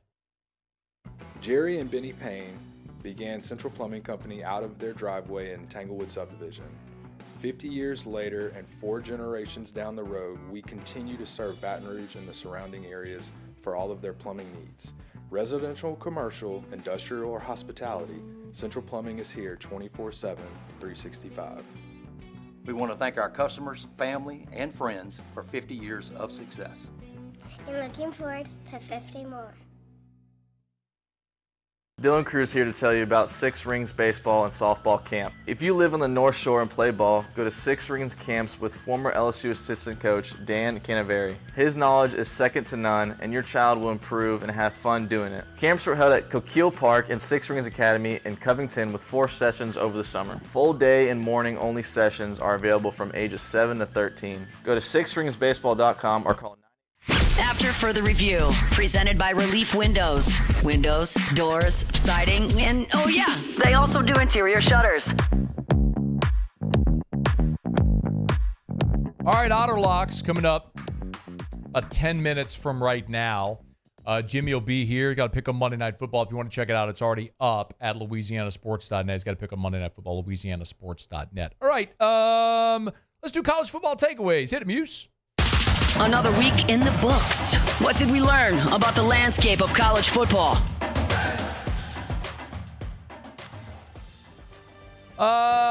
Muse playing hurt today, but he's here. We're here. Here, and very glad that you're here today, Muse. Thanks for playing hurt today. Hey, man, it's all part of the deal, right? No, not really.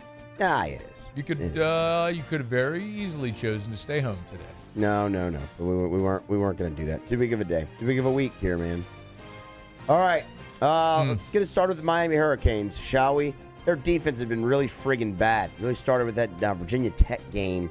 They went on like a 3-game stretch. They just couldn't stop giving up at least 34 points in ball games. Well, they gave up 31 on Saturday, and I understand that's not great. But when you look at the second half, they only allowed 10 to erase a halftime deficit. Forced 3 turnovers in that second half. Scored points off, not just points, touchdowns off of 2 of them, and the offense just kept humming behind 400 yards from Cam Ward. Is that maybe a turning of the corner for the Miami defense? And that did not play. Now we're ready. Paulie, take it away. Woo! Paulie. Could the Big 12 and the ACC at large bids be in jeopardy? So Clemson was stunned at home on their home field by Louisville.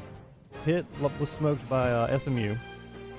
And then Iowa State suffered its first loss of the season against Texas Tech. So with all those losses, could that open up a spot for the Big Ten and the SEC?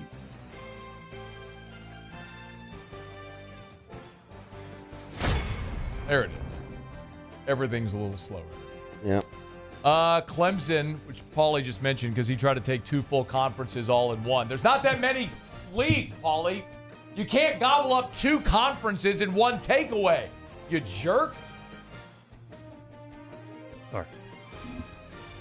So Clemson lost to Georgia, and then they were awesome again, right? Right. Until they weren't. They lost 33-21 at home to Louisville, which Paulie just mentioned. But did you know the only team among those they beat that's likely to go to a bowl is NC State? So they beat a lot of nothing. I don't know. I think we will see 2-loss at-large teams in the playoff. But I think Clemson just lost its opportunity. Unless, at an at-large. They certainly could still win the Big 12. It's only got 1 conference loss. So they could, Big 12, ACC. They could still win the ACC championship if they go and beat potentially Miami in a game down in the ACC championship game. But I think Clemson lost its opportunity at an at-large, which is good for LSU and the rest of the SEC. Kind of playing off of y'all's theme here with the ACC, it's time to start talking to people close to you and your loved ones and your children about SMU being a legit college football playoff contender.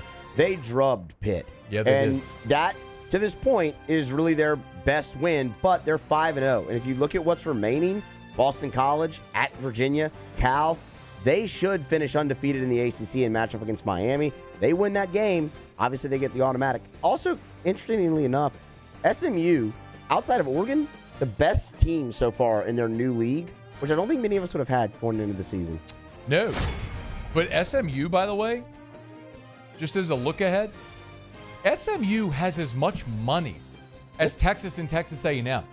If you don't believe that or know about SMU, I don't blame you. But go read the piece Ross Dellinger did at Yahoo about how SMU got into the ACC. I mean, I'll boil it down. It was like a 10,000-word expose.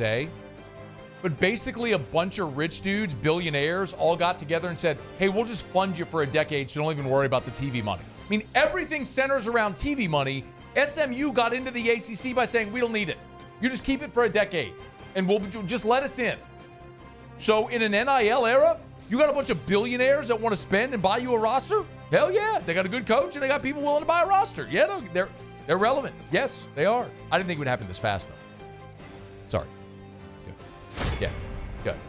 Could DJ Lagway's injury be the final straw? You can't have a whole conference, Paul. I've narrowed this one down to one team, Matt. Okay. One team. All right, good. So we all saw DJ Lagway left the game in the second quarter with a left hamstring injury. With him, they were leading the game 10-3. Without him, it got pretty ugly. They put in walk-on Aiden Warner. He completed 7 passes for 66 yards. Initial thoughts were it could be a serious injury, but earlier today they said it's not as serious as it believed. But if Lagway does miss time and they start losing again, could that be the final straw for Billy Napier? I got news for you, Coach. I don't care if they had Lagway or Jesus Christ. They're losing 4 in a row. They got to play Florida, or they got to play Texas, LSU, Ole Miss, then Florida State. Can you imagine if Florida beats Florida State? You looked at Florida State? I mean, I think that's possible. But Florida State's 1-8. Yeah, and they're only unbelievable. Like Charleston Southern, that's what they have left that you look at and go, that's a winnable game. Like they should win that game. They could be 2-11. Dog. Or excuse me, 2-10. Dog, this is Ole Miss next year, by the way. I'm not saying Ole Miss is going to be a 2-win team, but if you're just looking at structure, last year, Florida State was all in. They had their senior quarterback coming back, Jordan Travis. They went ham in the portal, right? They got Braden Fisk. They got Fentrell Cypress, Keon Coleman. It was another receiver.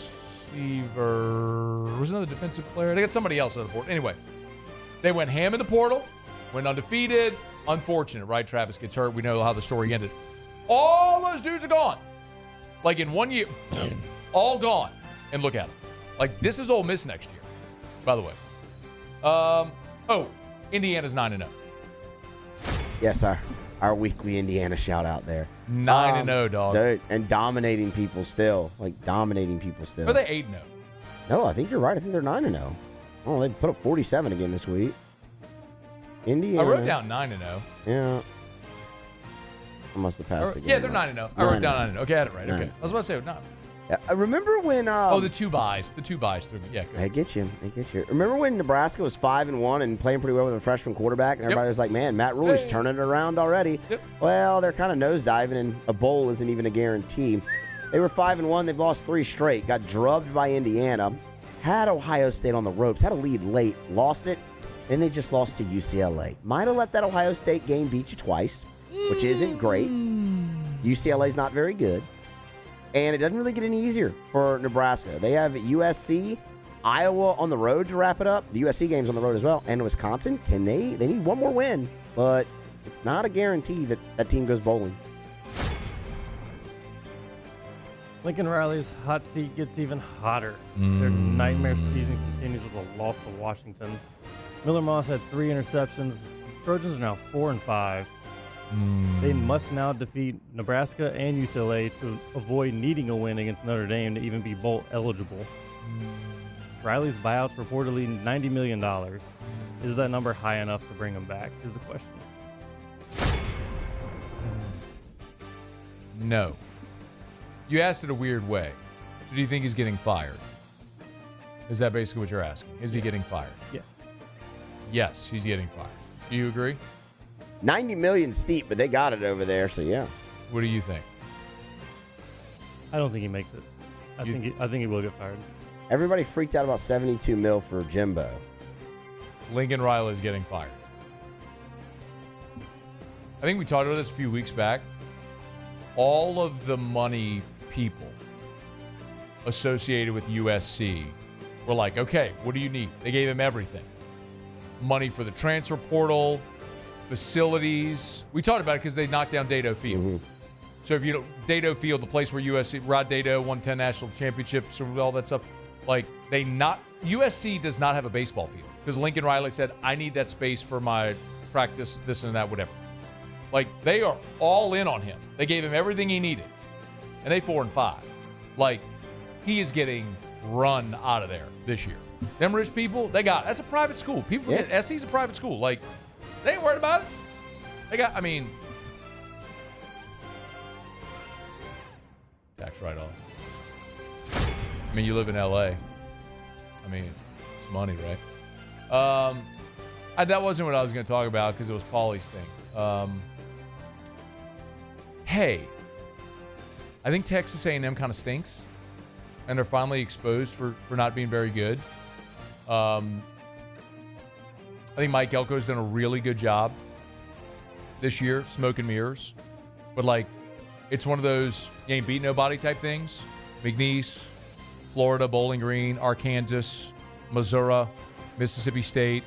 And then you were getting the holy hell kicked out of you by LSU. And then, LSU fell asleep at the wheel. And now you got destroyed by South Carolina. They play New Mexico State. And then they're at Auburn and home against Texas. I know Auburn's terrible, but that is Jordan Hare. It's a tough place to play.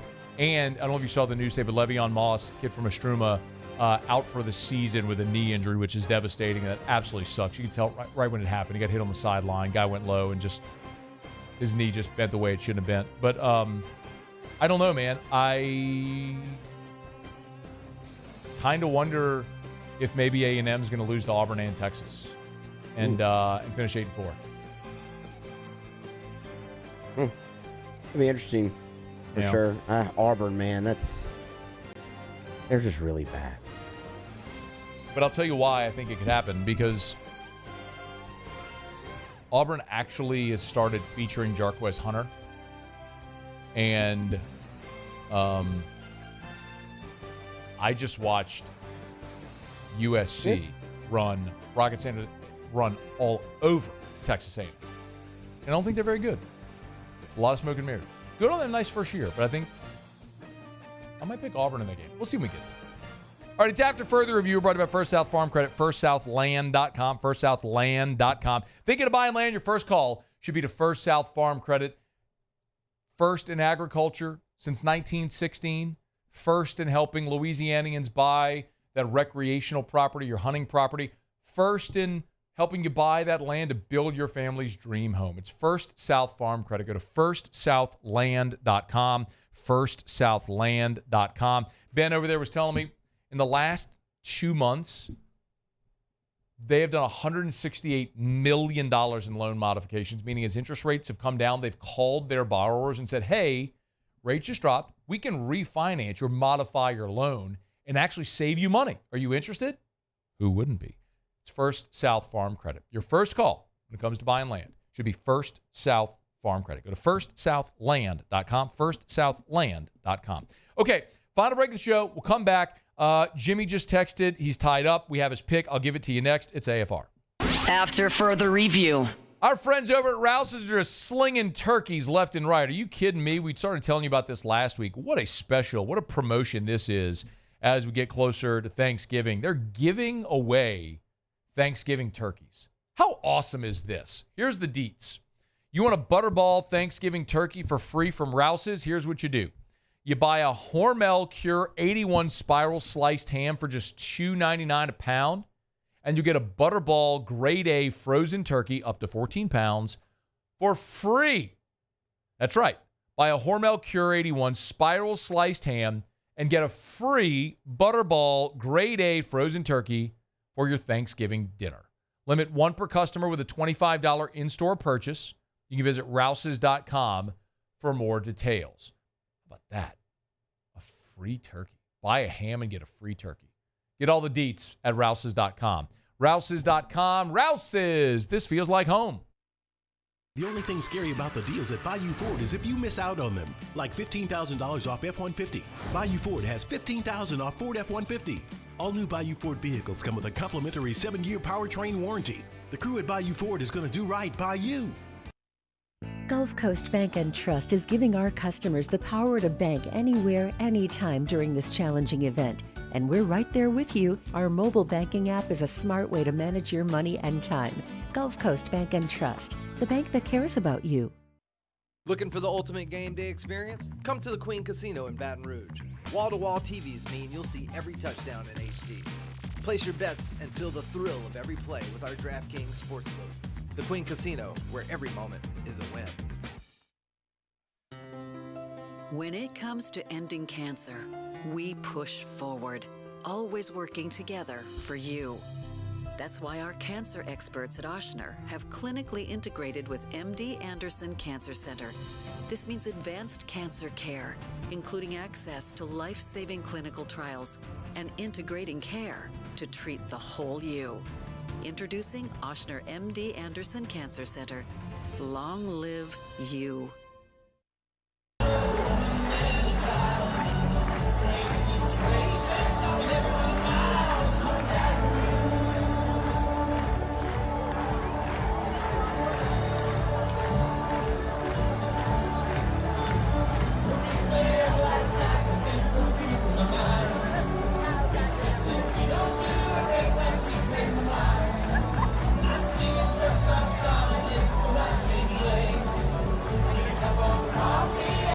Gulf Coast Office Products is a nationally recognized Savin office equipment dealer based right here in Louisiana. Over 100 employees strong, Gulf Coast has the boots on the ground to support all vertical markets, from education, engineering, legal, and finance. With the latest in office technology, from desktop to production segment units, Gulf Coast and Savin have the perfect fit for you. Call 225-756-2644. That's 756-2644 for Gulf Coast Office Products. Breck teamed up to reimagine your parks, and you imagined big.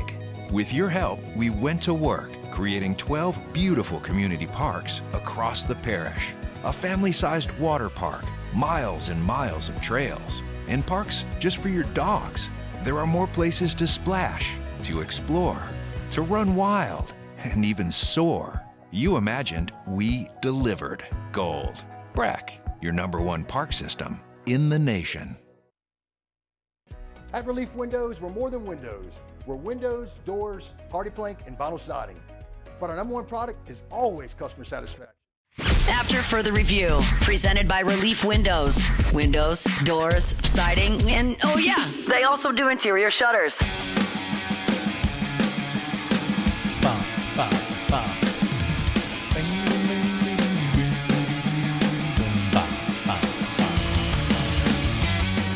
All right, down the stretch we come. Final segment here on a Monday edition of AFR. Thanks for hanging out with us. Time of the show, we always do Otter Locks, but Jimmy just let us know that he's unavailable. I guess it is our fault, Muse. We did spring this on him. No, we didn't. No. Oh, you mean he should have expected? No. Call it. I mean, 5:50 in the evening. It's four days a week, every day except for Friday there. But, yeah, you're right. You're right. He's got the Chiefs. Laying the 8.5. Good number. It's up to 9 actually right now over at DraftKings. Tell you, it was not the greatest of days betting for Jimmy Ott's Football Sunday yesterday. I hate to hear that. I actually was not on the receiving end of that this time. I was listening to Football Sunday, but couldn't verify my location in the state of Alabama. I don't know if they don't have legal sports betting there or not, but I wasn't actually able to get in on any of it yesterday. All right. Otter likes the chefs, laying the number. Muse, what was your favorite moonshine you drank up in Tennessee? Oh, dude. So we did one straight off the still that was 135 proof, and it was actually really smooth. Like, it didn't taste like that at all. It was it very clear? good. It was clear. Yeah. He said they used copper stills instead of the steel ones, so that made it a little more smooth. There was also this. They had the one we went to. They had a. You get less of a less metallic. So I mean that one. Flavor. I don't want to say that was my favorite. There was an apple pie flavored one that was incredible. And even a chocolate moon pie one that was just wild. Dreamsicle. It was good. We also did a cider tasting and a wine tasting there too. Oh, yeah. Look at you. Muscadine wine, very good. Oh, very good. Muscadine wine, very sweet, very thick and syrupy. Yes. That muscadine wine. Anyway, we're glad you're back. We need a little outro music, or we're not doing? Oh yeah. We're not doing that. It's okay. All right. You got 2 things playing. All right, we'll see you tomorrow. After further review. Brought to you by Supper Club. Monday, Supper Club is closed, but we are eyeballing reopening tomorrow and heading toward a massive weekend over at Supper Club. LSU, Alabama. Remember, if you need a place to watch the game on Saturday and you don't want to do the sports bar thing, you don't want to be at your house, if you can't be at the game, Supper Club is an awesome place. Remember, they have the giant projector TV that they slide down behind the bar. So you can sit at Supper Club, all the great ambiance of Supper Club, the amazing dining experience, and you can watch the Tigers as well on Saturday night over at Supper Club. Right there on Perkins, near Bluebonnet. Get your reservation at supperclubbtr.com, supperclubbtr.com. So many people come in town from out of town just to go to Supper Club. Make a night of it. And remember, Thursday, prime rib night. One night only. It's Thursdays at Supper Club to get your prime rib. Get your reservation today at supperclubbtr.com. Bayou Chrysler Dodge Jeep Ram can get you in a new 2024 Ram 1500 truck for only $32,898. $32,898 for a new Ram 1500 truck. All new Bayou Automotive vehicles come with a complimentary 7-year powertrain warranty. The crew at Bayou Automotive is going to do right by you.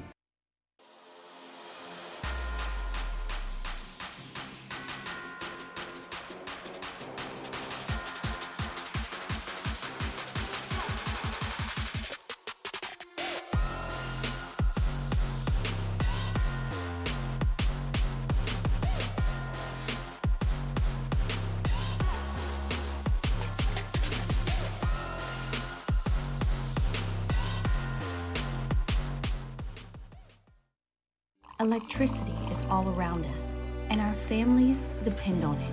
Every day is sparked by the power of a cold drink or a warm meal, a movie night, and a comforting light at the end of a dark hallway. From sunrise to sunset, playtime to bedtime, our team is ready to take care of your electrical needs. Even in the case of an after-hours emergency, the light in your life shines brighter with Mr. Electric. I've been doing business with Luba for 25 years. They're dependable, trustworthy. It's just the attention to detail with our clients. Our folks have years and years of experience. They're highly trained professionals. But many companies have that